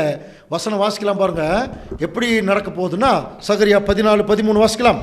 அந்நாளிலே கர்த்தரால் பெரிய கலக்கம் அவர்களுக்குள் உண்டாகும், அவனவன் தன் அயலானின் கையை பிடிப்பான். இதுதான் நடக்க போதா, யாரும் ஆப்போசிட்டாக இதுக்கு வரப்போகிறது இல்லை. அவன் அடிச்சுட்டு சாக போகிறான். ஏன்னா எல்லா கமெண்ட்டுமே அவனுக்கு ஆப்போசிட் ஆகிடும். புரியுதுங்களா? அப்படி இருக்கும்போது எல்லாருமே அவன் அடிச்சுட்டு சாக போகிறான். அவனுடைய கை அவனுக்கு விரோதம். ஒரு பயங்கரமான கலக்கம் வந்துடுமா, என்ன நடக்குதுன்னே இந்த பூமியில் தெரியாமல் போயிடும். ஸோ இதனுடைய உச்சக்கட்டம் தான் அன்புக்குரிய சகோதர சகோதரர்களே, கட்டாயமாக அணு ஆயுத யுத்தம் வரப்போகிறது உறுதி. யாரோ ஒருத்தர் தெரியாமல் கை வச்சிருவான், அவ்வளோதான். ஆட்டோமேட்டிக்காக அணு ஆயுத யுத்தம். அப்படி அணு ஆயுத யுத்தம் ஒரு வேளை அணுக்கள் வெடிச்சிருச்சுன்னா என்ன மாதிரி ஒரு எஃபெக்ட் இருக்கும். எசேக்கியேல் 6:12 வாசிக்கலாம். தூரத்தில் இருக்கிறவன் கொள்ளை நோயால் சாவான். பாருங்க, தூரத்தில் இருக்கிறவன், ஏன்னா எல்லாமே ரசாயன பொருள் போய் விழுந்துச்சுன்னா எல்லாமே உடம்பு ஃபுல்லாக புண்ணு வந்துடும், எரிச்சலே செத்துருவான். பாருங்க, தூரத்தில் இருக்கிறவன் கொள்ளை நோயால் சாவான், சமீபத்தில் இருக்கிறவன் பட்டயத்தால் விழுவான், மீதியாயிருந்து முற்றுகை போடப்பட்டவன் பஞ்சத்தால் சாவான். மீதியாயிருந்து முற்றுகை போடப்பட்டவன் பஞ்சத்தால் சாவான். அப்போ ஒரு வார்னு வந்துட்டாலே 3 அழிவு தான். புரியுதுங்களா? தூரத்தில் இருக்கிறவன் கொள்ளை நோயால் சாவான், சமீபத்தில் இருக்கிறவன் வெப்பன் பட்டயத்தால் சாவான், மீதியாயிருந்து முற்றுகை போட்டவன் சாப்பாடு கிடைக்காது. இப்படி என் உக்கரத்தை தீர்த்துக்கொள்வேன். இது ஒரு சாம்பிளுக்கு தாங்க சில சண்டைகள் எல்லாம் இப்போ நம்ம பார்த்துட்டு இருக்கிறோம். அது மட்டும் இல்லை அன்புக்குரிய சகோதர சகோதரர்களே, அந்த டைமில் என்ன நடக்கும் பாருங்கள். அந்த பாளையங்களில் இருக்கும் குதிரைகள் கோவேறு கழுதைகள், ஒட்டகங்கள் முதலான எல்லா மிருக ஜீவன்களும் வரும் வாதையும் அந்த வாதையை போலவே இருக்கும். புரியுதுங்களா? அப்போ அந்த டைமில் 3 வகையான மிருகங்கள் சொல்கிறார். கழுதைகள், குதிரைகள், ஒட்டகங்கள். இதுக்கெல்லாம் வாதை வந்துடுமா? அப்போ கழுதைகள், குதிரைகள், ஒட்டகம்னா ஒரு இடத்துலேருந்து இன்னொரு இடத்துக்கு ட்ராவல் பண்ணுறது இல்லையா? அப்போ அந்த ட்ராவல் பண்ணக்கூடிய விஷயத்துக்கெல்லாம் வாதை வந்துருச்சுன்னா அப்படியே முடங்கிரும்னு அர்த்தம். இப்போ உங்களுக்கே புரியும் நினைக்கிறேன். கழுதைகள், குதிரைகள், ஒட்டகங்கள் இதெல்லாம் எது தெரியுமா? கழுதை மாதிரி இருக்கிற வாகனம், குதிரை மாதிரி இருக்கிற வாகனம், ஒட்டகம் மாதிரி இருக்கிற வாகனம். என்னன்னு சொல்லுங்க பார்க்கலாம். முதல்ல குதிரை. குதிரை வந்து ஒரு இடத்துல இன்னொரு இடத்துக்கு ரொம்ப ஸ்பீடாக போயிடும். ரொம்ப அதிகமான வெயிட்டெல்லாம் ஏற்றாது, பட் ஓவர் ஸ்பீடாக போயிடுமா இல்லையா? அந்த மாதிரி ஒரு வாகனம் சொல்லுங்க பார்க்கலாம். ரொம்ப ஓவர் ஸ்பீடுனா ஏர்கிராஃப்ட், அதானே இருக்கிறதே ரொம்ப ஸ்பீடு. அப்படியே முடங்க போகுது இன்னும் கொஞ்ச நாளில். அடுத்தது இன்னொன்று என்ன சொல்லலாம்? கழுதை. இந்த கழுதை வந்து ஒரு இடத்துல இன்னொரு இடத்துக்கு போகும், ஆனால் கம்மியான சுமை ஏற்றிட்டு போகும். ரொம்ப தூரம், ரொம்ப ஜாஸ்தி தூரம் இருக்கா இல்லையா? அப்படின்னா இது எதை குறிக்குது என்று சொல்லி கவனித்து பார்த்தீங்கன்னா, இன்றைக்கி இருக்கக்கூடிய அந்த ட்ரெயின்ஸ் பாருங்க, ரொம்ப தூரமெல்லாம் போகிறக்கான வாய்ப்பு இல்லை. ஆயிரக்கணக்கான மீட்டருக்கெல்லாம், கிலோமீட்டர்லாம் போகிறதில்ல. ஆனால் சில பொருளெல்லாம் ஏற்றிட்டு போகுது இல்லையா? இது ட்ரெயின். 3வது ஒட்டகம். ரொம்ப தூரம் போகும், சுமையும் ஏற்றிட்டு போகும். அப்போ ரொம்ப தூரம் சுமை ஏற்றிட்டு போகிறது எதுங்க சொல்லுங்க பார்க்கலாம்? கப்பல். நல்லா புரிஞ்சுக்கலாம். அதனால தான் ஒட்டகத்துக்கே பாலைவன கப்பல்னு தானே சொல்லுவாங்க இல்லையா? ஸோ அன்புக்குரிய சகோதர சகோதரி என்ன சொல்கிறார் தெரியுமா? இப்படிப்பட்ட ஒரு மகா பெரிய யுத்தம் தொடங்கிருச்சுனாலே முற்றிலும் இந்த உலகம் முழுவதும் போக்குவரத்து முடக்கப்படும். இன்னைக்கு சாம்பிளில் தான் பார்த்துட்ருக்கோம். ஒரு நாட்டிலிருந்து ஒரு நாட்டுக்கு கப்பல் போகலைன்னு வச்சுங்க, அவ்வளோதான். எந்த பொருளும் பரிமாறப்படாது. வித்தின் 2 மாதத்தில் மகா பெரிய பஞ்சத்தில் உலகமே செத்துருமா. அந்த அளவுக்கு ஒரு மிகப்பெரிய பிரச்சனை. அதனால தான் அதை சூசகமாக சொல்கிறார். கழுதைகள், குதிரைகள், ஒட்டகங்கள் இதெல்லாம் பார்த்தீங்கன்னா, இந்த படத்தை பார்த்தீங்கன்னா வேர்ல்டு ஃபுல்லாக ஒரு நாட்டில் எவ்வளோ ஏர் டிராஃபிக் இருக்கு பாருங்க. எத்தனை ஆயிரம் ஃப்ளைட்ஸ் போயிட்டுருக்கு. இப்போ சமீபத்தில் கூட ஒரு பெரிய எரிமலை வெடிச்சிருச்சுன்னு சொல்லி ஆயிரக்கணக்கான ஃப்ளைட் ஐரோப்பா கண்டத்தில் எல்லாம் கம்ப்ளீட்டாக கேன்சல் பண்ணிட்டாங்க. இப்போ கொரோனாவில் பாருங்க, எல்லா போக்குவரத்து முடங்கிடுச்சா? அன்புக்குரிய சவுரில் கொஞ்சம் கவனிச்சு பாருங்கள். அப்படி ஒரு வேளை மணிக்கணக்கில் போக்குவரத்து முடங்கிடுச்சுன்னா என்ன பண்ண முடியும் பாருங்கள். இந்த மாதிரி தலை மேலே கை வச்சு உட்காந்து வேண்டி தான். இது வந்து இந்த படத்தை நீங்கள் பார்க்குறீங்க இல்லையா? ஆந்திராவில் ஏற்பட்ட ஒரு ஏதோ ஒரு பிரச்சனையில் என்ன பண்ணிட்டாங்கன்னா, போக்குவரத்து நிறுத்திட்டான். ஒரு நாள் 2 நாளெல்லாம் பிரயாணப்பட்டு தங்களுடைய சொந்த ஊருக்கு போயிருக்கிறாங்க. யோசனை பண்ணி எவ்வளோ கஷ்டம் இருந்திருக்கு அவங்களுக்கு இல்லையா? அப்போ ஒரு டிராஃபிக்கில் வந்து இவ்வளோ பெரிய முடக்கம் ஏற்பட்டுச்சுன்னா எப்படி இருக்கும்? இதை வந்து சில போராட்டங்கள் நடக்கும்போது சாம்பிளுக்கு பார்க்குறோம். இன்னும் கொஞ்ச நாளில் இந்த உலகமே ஒரிஜினல் பிக்சர் பார்க்கும். எந்த விதமான போக்குவரத்து இந்த பூமியில் இருக்காது, எல்லாமே முடங்கிடும். அது முடங்கிறதுக்கு முன்னாடியே நமக்கு சொல்கிறார் பாருங்கள், இப்படியெல்லாம் நடக்க போகுது. நல்ல அன்புக்குரிய சவுல். அதனால தான் பாருங்கள், எரேமியா 25:31 வாசிக்கலாம். ஆரவாரம் பூமியின் கடையாந்தரம் மட்டும் போய் எட்டும். ஆரவாரம் பூமியின் கடையாந்தரம் மட்டும் போய் எட்டும்.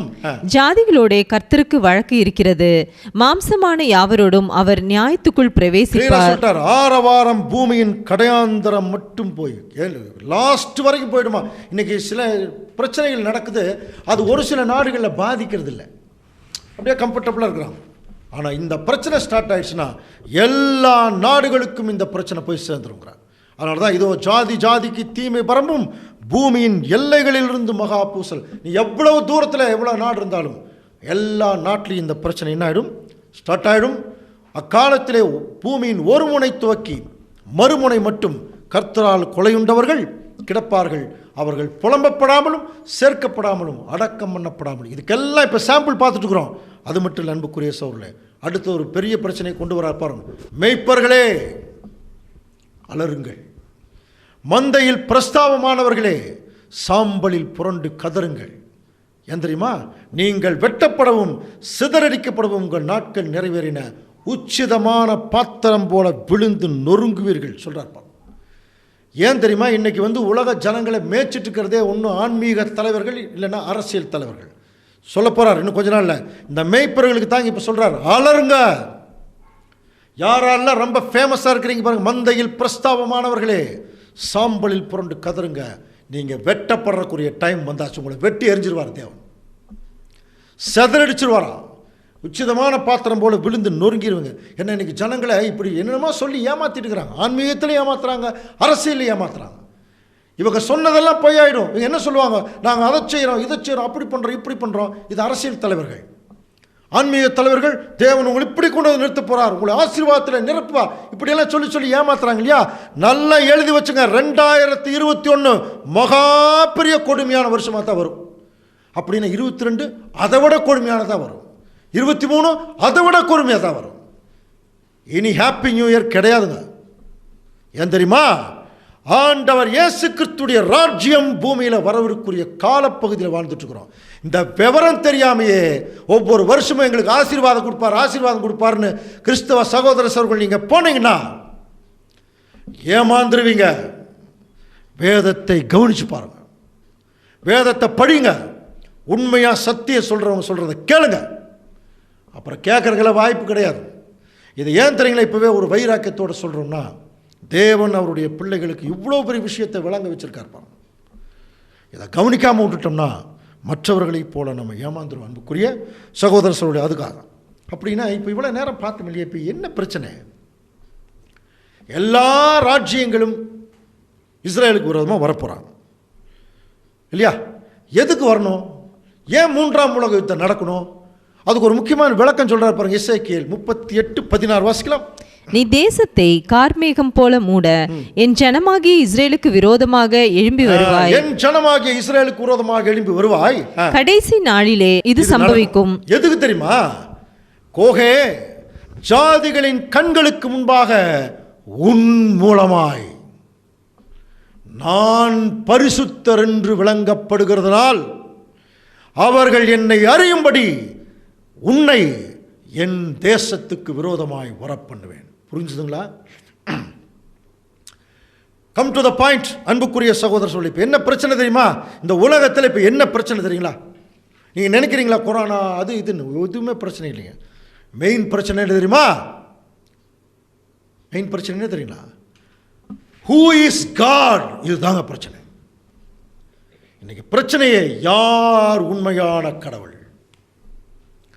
எல்லா ஆளுக்கு ஒரு கடவுளை சொல்லிட்டு இருக்கிறாங்க. இவர் தான் உண்மை, இவர் தான் செய்கிறார், அவர் தான் பண்ணுறார், இது புராணம், என்னென்னமோ சொல்கிறாங்க.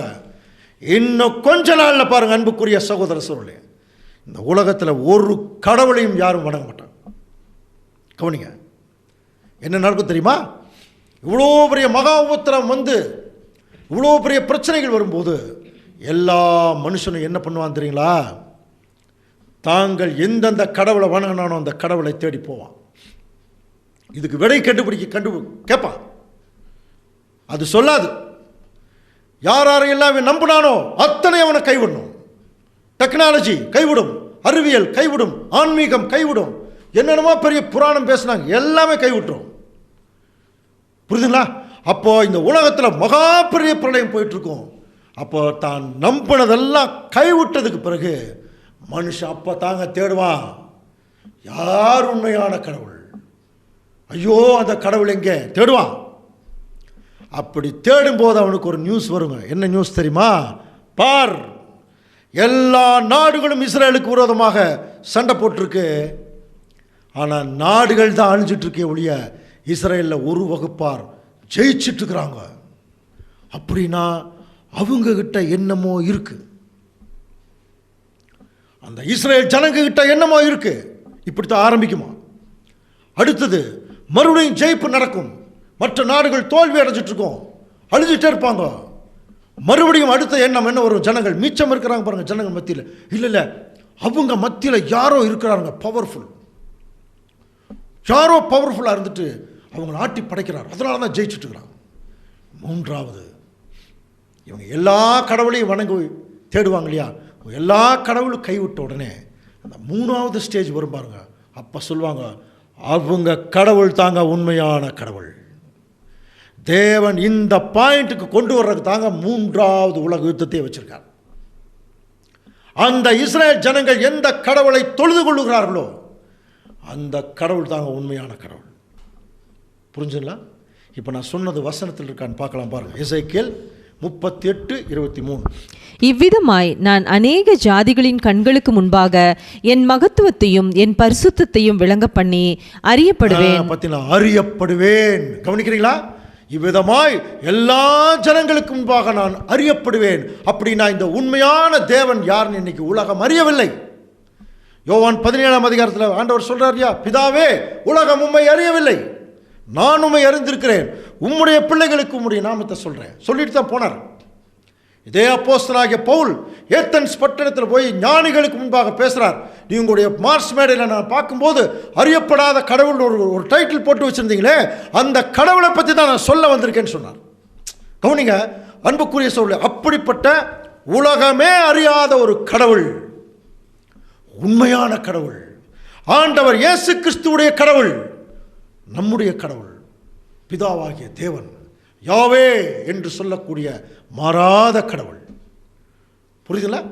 அந்த கடவுள் தான் இஸ்ரேல் ஜனங்களுடைய உண்மையான கடவுள் என்று எல்லாரும் தெரிஞ்சுக்குவாங்க. அது மட்டும் இல்லை, பாருங்க எசேக்கியேல் 39:7 வசனத்தில் இவ்விதமாய் அப்படிங்கிற வார்த்தை என்ன தெரியுமா? இவ்வளவு நேரம் பேசணும் இல்லையா? இந்த மாதிரி தான் நான் என் ஜனமாகிய இஸ்ரேலின் நடுவிலே என் பரிசுத்த நாமத்தை தெரிவிப்பேன். என் பரிசுத்த நாமத்தை நீ பரிசுத்த குலைச்சலாக்க விட்டேன். அதனாலே நான் இஸ்ரேலின் பரிசுத்தராகிய கர்த்தர் என்று புறஜாதிகளும் அறிந்து கொள்வார்கள். புரியுதுங்களா? அப்போ இஸ்ரேல் ஜனங்களுக்கும் அந்த தெளிவு வருமா? மற்ற புறஜாதிகளுக்கும் அந்த தெளிவு வருமா? இதுக்கு தாங்க 3ஆம் உலக யுத்தத்தை தேவன் வச்சிருக்கார். இதுக்கு தான் இஸ்ரேல் ஜனங்களை கூட்டி சேர்த்தார். இதுக்கு தான் இன்னைக்கு இஸ்ரேல் ஜனங்களை மையத்தில் வச்சிருக்கார். இஸ்ரேல் ஜனங்களை பாதுகாப்போட இன்னைக்கு வச்சிருக்கிற காரணம் என்ன? இந்த 3ஆம் உலக யுத்தத்தை இவர்கள் மூலம் நடத்தி இவர்களுடைய தேவன் அப்போ சொன்னா தாங்க புரியும். இன்னைக்கு நீ என்னதான் போய் உண்மையான கடவுளை சொன்னால் ஒருத்தருக்கு புரியாது. எங்கள் கடவுள் தான் பெருசுமா. புரியுதுங்களா அன்புக்குரிய சகோதரர்? ஸோ இது ஏசாயா தீர்க்கதரிசி ரொம்ப ஞானமாக ஒரு பாட்டு மாதிரி எழுதுறாரு பாருங்க, வாசிக்கலாம். ஏசாயா 64:1.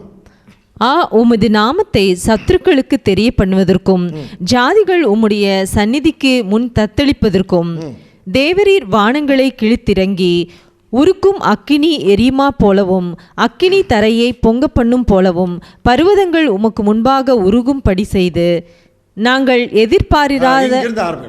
எதிர்பாராத பயங்கரமான காரியங்களை நீர் செய்த போது நீர் இறங்கினீர். உம்முடைய சந்நிதியில் பர்வதங்கள் உருகி போயின. தேவனே, உமக்கு காத்திருக்கிறவர்களுக்கு நீர் செய்பவைகளை நீரே இல்லாமல் உலகத் தோற்றம் முதற்கொண்டு ஒருவரும் கேட்டதும் இல்லை, செவியால் உணர்ந்ததும் இல்லை, அவர்களை கண்டதும் இல்லை. இதை சொல்லிட்டு அடுத்த வசனம் ரொம்ப முக்கியமான வசனம் பாருங்க. மனுஷன் பணிந்து கொள்ள தனக்கு உண்டாயிருந்த தன் வெள்ளி விக்கிரகங்களையும் தன் பொன் விக்கிரகங்களையும் மூஞ்சர்களுக்கும் துறிஞ்சல்களுக்கும் எரிந்து விடுவான். விக்கிரகங்கள் கட்டோடே ஒளிந்து போயிடும். அப்பொழுது நரரின் மேட்டுமை தாழ்ந்து, அதுக்காக தான் இந்த 3ஆம் உலக யுத்தம், மேட்டுமையானவங்கெல்லாம் கம்ப்ளீட்டாக இறங்கணும். மனுஷரின் வீராப்பு தனியும். கர்த்தர் ஒருவரே அப்போ எப்படி இருப்பாரா? உயர்ந்திருப்பார். ஏன் தெரியுங்களா? அப்போது கவனிங்க, இப்போ திடீர்னு நாளைக்கு இயேசு கிறிஸ்து வந்து இங்கே இருக்கிற எல்லா விக்கிரகத்தை தூக்கி காணாமல் போக வச்சிட்டா கிறிஸ்துவ திட்டுவாங்க பாருங்கள். இதெல்லாம் தான் எங்களை வந்து காப்பாற்றிட்டு இருந்து திடீர்னு இவர் வந்து என்ன பண்ணிட்டாருங்க, எல்லாத்தையும் தூக்கி காணாமல் போக வச்சிட்டார் சொல்லி கிறிஸ்துவ திட்டுவாங்க. ஆனால் இப்போ என்ன செய்ய போகிறார் தேவன் தெரியுங்களா? இந்த மாதிரி ஒரு மகா பெரிய உத்தரவு விழும்போது நான் கூட ஜோவியில் சொல்கிறதுண்டு. என்ன பண்ணுவாங்க தெரியுங்களா? இந்த எப்படி இந்த மழை வெயிலின்னா ஏதோ பண்ணுவாங்க, கழுது கல்யாணம் பண்ணி வைக்கிறது, அப்புறம் பன்னிக்கு பவுடர் பூசி விடுறது, இந்த மாதிரி வேலையெல்லாம் பண்ணுவாங்க. தங்களுக்கு என்னென்ன வேலை தெரியுமா எல்லாம் பண்ணுவாங்க. கடைசியாக போய் கோயிலுக்கு முன்னாடி நிற்பாங்களா, கடவுளே காப்பாற்றுன்னு. அது காப்பாற்றாது, அது அப்படியே தான் நிற்கும். அது ரூம் விட்டு கூட வெளியே வராது, அப்படியே தான் நிற்கும். மறுபடியும் காப்பாற்றுன்னு கத்துவாங்க, காப்பாற்றாது. உனக்கு படையில் வச்சனே, உனக்கு அதை செஞ்சனே, இதை செஞ்சனே, இத்தனை நாள் உனக்கு அதாவது உன்னை நேர்ந்துக்கிட்டனே, என்னென்னமோ சொல்லி பார்ப்பாங்க. அது தன்னுடைய நிலைமையை விட்டு மாறாது. மனுஷனுக்கு வரும்பாரு ஒரு கோபம், இவ்வளவு செஞ்சோம் என்னை காப்பாற்றலைன்னா நீ ஒரு கடவுளா அப்படின்னு சொல்லி, நீ இப்போ ஒரு கல்லுங்கிறத நான் நிரூபிச்சிட்டேன்னு சொல்லுவேன். மனுஷன் என்ன பண்ணுவான் தெரியுமா? தேவன் என்ன செய்ய போகிறாருன்னா, இவர் எடுத்து திடீர்னு வெளியே போட்டால் தேவனை திட்டுவாங்க. யார் கொண்டு போய் அந்த விக்கிரகத்தை உள்ளே வச்சானோ அவனையே தூக்கி வெளியே வீச வைக்க போகிறார். நான் சொல்லலைங்க, வசனம் சொல்லுது. விக்கிரகங்கள் கட்டோடு ஒளிந்து போகும். அதுக்கு முந்தின வசனம் பாருங்க, இது தேவன் சொன்ன வசனம். மனுஷன் பணிந்து கொள்ள தனக்கு உண்டாயிருந்த தனக்கு வெள்ளி விக்கிரகங்களையும் பொன் விக்கிரகங்களையும், வெள்ளி தங்கத்தில் தானே செஞ்சே வச்சிருக்கிறாங்க, எல்லாத்தையும் துறிஞ்சலுக்கு மூஞ்சலுக்கு எரிஞ்சிருவானா. இதுக்கு தாங்க தேவன் காத்துட்டு இருக்கார். இப்போ கூட இன்றைக்கி சில பேர்லாம் விரும்பி கொண்டு போய் ஆற்றுல வீசுகிறாங்க, இன்னும் கொஞ்ச நாளில் வெறுத்து வீசுவாங்க. கவனிச்சு பாருங்க.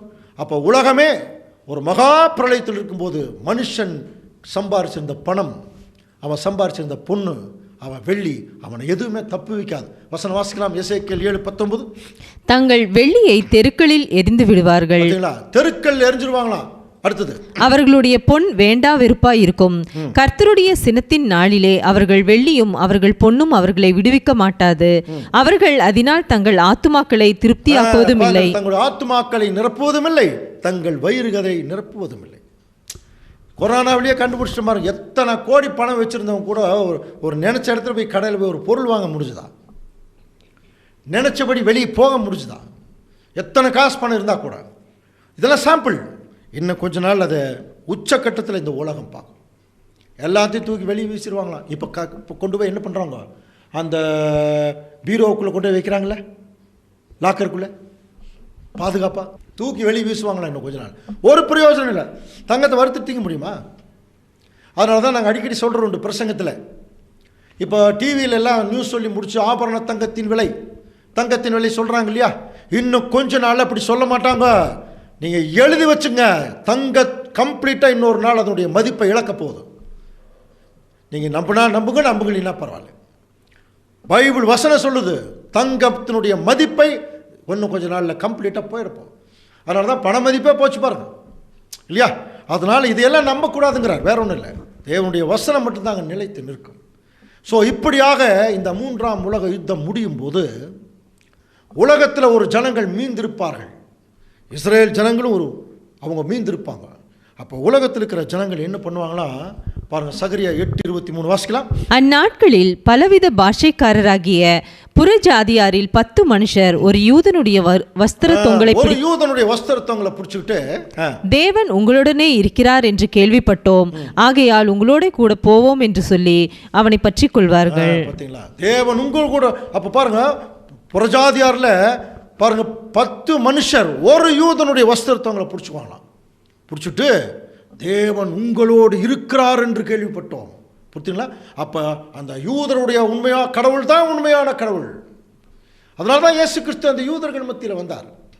சொன்னார், நீங்கள் வானுங்கிற கடவுள் தாங்க என்ன அனுப்பிச்சாருன்னு சொன்னாங்க. அவங்க நம்பவே இல்லை. என்ன சொல்லிட்டு போயிட்டார், நீங்கள் வணங்கின கடவுள் தான் என்னை இந்த பூமியில் அனுப்பிச்சாருன்னு என்னைக்கு நீங்கள் நம்புறீங்களோ அன்னைக்கு நான் உங்களை ஏற்றுக்கொள்வேன். அது வரைக்கும் நீங்கள் என்னை காண மாட்டீங்கன்னு சொன்னார் இல்லையா? ஸோ இந்த நிகழ்ச்சி நடக்க போது இன்னும் கொஞ்ச நாள் ஆண்டவர் இயேசு கிறிஸ்து வந்து தான் இவர்களை பராமரிக்கிறாருங்கிறத இஸ்ரேல் ஜனங்க தெரிஞ்சுக்குவாங்க. தெரிஞ்சதுக்கப்புறம் தான் இந்த கீழ்ப்படுதலுக்குள்ளே வருவாங்களாம். அப்படி வரும்போது உலகத்தில் இருக்கிற எஞ்சி இருக்கிற ஜனங்க சொல்லுவாங்களாம், உங்ககிட்ட தான் தேவன் இருக்காருன்னு நாங்கள் கேள்விப்பட்டோம், அதனால் நாங்கள் உங்களோட சேர்ந்து வந்து சொல்லி தேவனை நாங்கள் பற்றிக்கொள்வோம். ஸோ இதுதான் அந்த கடைசி முடிவு. அப்போ ஒட்டுமொத்த உலக ஜனங்களும் யூதர்களுடைய கடவுள் தான் உண்மையான கடவுள்னு சொல்லிட்டு வரப்போகிறாங்க. நல்லா புரிஞ்சுக்கலாம். அதுக்கு முன்னால் இங்கே ஒரு மகா பெரிய அசைவை இந்த பூமி பார்க்கும். அதனால தான் சொன்னார், வானத்தின் சத்துவங்கள் அசைக்கப்படும். அதனால் பூமியின் மேல் வரும் ஆபத்துகளுக்கு பயந்து எதிர்பார்த்திருக்கிறதுனால மனுஷனுடைய இருதயம் சோர்ந்து போயிடும். இவ்வளவு தூரம் சொல்லிட்டீங்களே, இப்போ இதெல்லாம் கேள்விப்பட்டோன்னே பயமாக இருக்குது. 3ஆம் உலகம் வந்தால் இப்படியெல்லாம் இருக்குன்னா பயமாக இருக்குது. இப்போ நாங்கள் என்ன பண்ணுறது? கேட்டுட்டு பயந்து போயிடலாமா? வசனம் நமக்கு எப்படி கைட் பண்ணுது பாருங்க. லூக்கா 21:28 வாசிக்கலாம். இவைகள் சம்பவிக்க தொடங்கும் போது, இதை தொடங்கும் போதே சொல்றார், உங்கள் மீட்பு சமீபமாக இருக்கிறதுனால, இவைகள் சம்பவிக்க தொடங்கும் போதே உங்கள் மீட்பு சமீபமாக இருக்கிறதுனால நீங்கள் நிமிர்ந்து பார்த்து உங்கள் தலைகளை என்ன பண்ணுங்க, உயர்த்துங்கள். பூமிக்குரியவைகள் எல்லாம் மேலானவைகளையே நாடுங்கள். படிச்சோமா இல்லையா? அப்போ நீங்கள் தேவனுடைய காரியங்களை அதிகமாக பாருங்கள், இந்த பூமியை பார்த்துட்டு இருக்காதீங்க. உங்கள் மீட்பு என்ன வந்து சமீபமாயிடுச்சு. அப்படின்னா அன்புக்குரிய சகோதர சொல்லி ஒரு சிலர் கேள்வி, இந்த உலக யுத்தம் வருதுங்கிறீங்களே, உண்மையாக நம்ம கடவுளுக்கு கீழ்ப்படின்னு நினச்சி இப்படி எல்லாம் வரோம், நம்மளை வந்து தேவன் காப்பாற்றிடுவாரா, இல்லை இப்படி நாமளும் ஜாக வேண்டித்தானே? எல்லாத்துக்கும் கூட கேள்வி கரெக்ட் தானே? வசனம் வாசிக்கலாம். ஏசாயா 57:1 வாசிக்கலாம். நீதிமான் மடிந்து போகிறான், நீதிமான் மடிந்து போகிறான், ஒருவரும் அதை மனதில் வைக்கிறதில்லை. புத்திமான்கள் எடுத்துக்கொள்ளப்படுகிறார்கள். பாருங்க, புத்திமான்கள் எடுத்துக்கொள்ளப்படுகிறார்கள். எப்போ? 3ஆம் உலகத்துக்கு முன்னாடியா, 3ஆம் உலக யுத்தத்துக்கு பின்னாடியா? வாசிக்கலாம். ஆனாலும் தீங்கு வராததற்கு முன்னே நீதிமான் எடுத்துக்கொள்ளப்படுகிறான் என்பதை, தீங்கு வராததற்கு முன்னே நீதிமான் எடுத்துக்கொள்ளப்படுகிறான் என்பதை சிந்திப்பார்கள். அப்போ அந்த தீங்குங்கிற வார்த்தை இருக்கு இல்லைங்களா, சில ஆங்கில மொழிபெயர்ப்புகளில் டிசாஸ்டர்ன்னு இருக்கும், கேலமிட்டின்னு இருக்கும். அதாவது ஒரு மகா பெரிய ஒரு பேரழிவு இந்த பூமியை தாக்குவதற்கு முன்பாகவே உண்மையான திருச்சபையின் பிள்ளைகள் எடுத்துக்கொள்ளப்படுவார்கள். நாம் ஒருவேளை உண்மையான திருச்சபையின் பிள்ளைகளாக இருந்தால் பைபிளில் சொல்கிற சத்தியமாக நம்ம எடுத்துக்கொள்ளப்படுவோம். இதில் எந்த மாற்றம் இல்லை. ஏன்னா பைபிள் சத்தியம் இல்லையா? அப்படின்னா இன்னைக்கு வரைக்கும் 3ஆம் உலக யுத்தம் ஏன் வரல? சீக்கிரம் முடித்தா நல்லா தான் இருக்கும் இல்லையா? ஒரு வசனம் வாசித்து முடிக்கலாம். ஏன் வரல தெரியுமா? அன்புக்குரிய சகோதரர் சொல்ல 2 பேதுரு 3:9 பேதுரு சொல்கிறார், தாமதிக்கிறார் என்று சிலர் எண்ணுகிறபடி. ஏன் லேட் ஆகிட்டு இருக்குன்னு நினச்சிக்காதீங்க. கர்த்தர் தமது வாக்கு தத்தத்தை குறித்து தாமதமாயிராமல் ஒருவரும் கெட்டு போகாமல். எப்படி புரிஞ்சுக்கிட்டாங்கன்னு உலகத்தில் இருக்கிற எல்லாரும், அந்த அர்த்தம் அல்ல, கவனிங்க, நல்லா கவனிங்க. ஒருவரும் கெட்டு போகாமல் எல்லாரும் மனம் திரும்ப வேண்டும் என்று விரும்பி நம்மேல் நீடிய பொறுமையுள்ளவராக இருக்கார். இது உலகத்தில் இருக்கிற ஜனங்களுக்கோ மற்ற பெயர் கிறிஸ்தவ ஜனங்களுக்கோ அல்ல. உண்மையாக சத்தியத்தை ஏற்றுக்கொண்டதில் நடந்து ஆண்டவர் பின்னாடி போய் இடுக்கமான வாசலில் போகிறாங்க பாருங்க. அப்படிப்பட்ட ஒரு தியாகிகளுக்காக சொல்லப்பட்ட வசனம். நம்ம ஏன் தேவன் லேட் பண்ணிட்டு இருக்காருன்னா, இன்னமும் சத்தியத்துக்குள்ளே வந்துட்டோம், ஆனால் இன்னமும் நமக்கு மனம் திரும்ப வேண்டியது கொஞ்சம் இருக்குது. ஒருவேளை இந்த 1,44,000 பேர்த்தினுடைய கடைசி ஆள் மனம் கரெக்டாக திரும்பிட்டா, இன்னைக்கு நைட் திரும்பிட்டா, நாளை காலையில் டிக்ளேர் ஆகிடும் 3ஆம் உலக யுத்தம். சரி, ஒருவேளை நாளை காலையில் டிக்ளேர் ஆகிடுச்சுன்னு வச்சுங்களேன். இப்போ நாமெல்லாம் உயிரோடு இருக்கிறோம். என்ன அர்த்தம்? யூடியூப் சேனலில் சப்ஜெக்ட் இதோட நின்று போச்சுன்னு அர்த்தம். அதான் அர்த்தம். அதுக்கப்புறம் வராது. புரியுதுங்களா? அதுக்கப்புறம் உபத்திரவத்துக்குள்ளே போக வேண்டியதான். திரள் கூட்டம் படித்தோம் இல்லையா? அப்புறம் திரள் கூட்டமாக போக வேண்டியதான். ஸோ அதனால தான் அன்புக்குரிய சகோதர சகோதரிகளே, தேவன் இந்த தீர்க்க தரிசனங்களெல்லாம் எதுக்கு தெரியுங்களா நமக்கு சொல்கிறார்? தம்முடைய தீர்க்க தரிசிகளுக்கு ஒரு காரியத்தையும் சொல்லாமல் செய்ய மாட்டார். படித்தோம் இல்லையா? இப்போ பின்னாடி என்ன நடக்க போகிறதோ அந்த வசனத்தின் மூலம் மிக சுருக்கமாக, இது ரொம்ப டீட்டெயிலாக பார்த்தோம்னா ஒவ்வொரு டெக்னாலஜியாக நம்ம பேசலாம், ரொம்ப இன்ட்ரெஸ்டிங்காக இருக்கும். ஆனால் அதுக்கெல்லாம் டைம் இல்லை. நமக்கு தெரிய வேண்டியது சத்தியத்தின் அடிப்படையில் இருக்கிற விஷயம், அது தெரிஞ்சால் போதும் அன்புக்குரிய சகோதரர்களே. அதனால் இப்போ அடுத்தது நடக்க போகிற நிகழ்ச்சிகளை தேவன் நமக்கு கண்ணுக்கு முன்னாடி கொண்டு வந்துட்டதுனால நம்முடைய அழைப்பையும் தெரிந்து கொள்வதையும் உறுதியாக இருக்கும்படி ஜாக்கிரதையாக இருக்க கடவோம். தேவன் தாமே பொறுமையோடு கேட்ட நம் அனைவரையும் ஆசீர்வதித்து வழி நடத்துவாராக.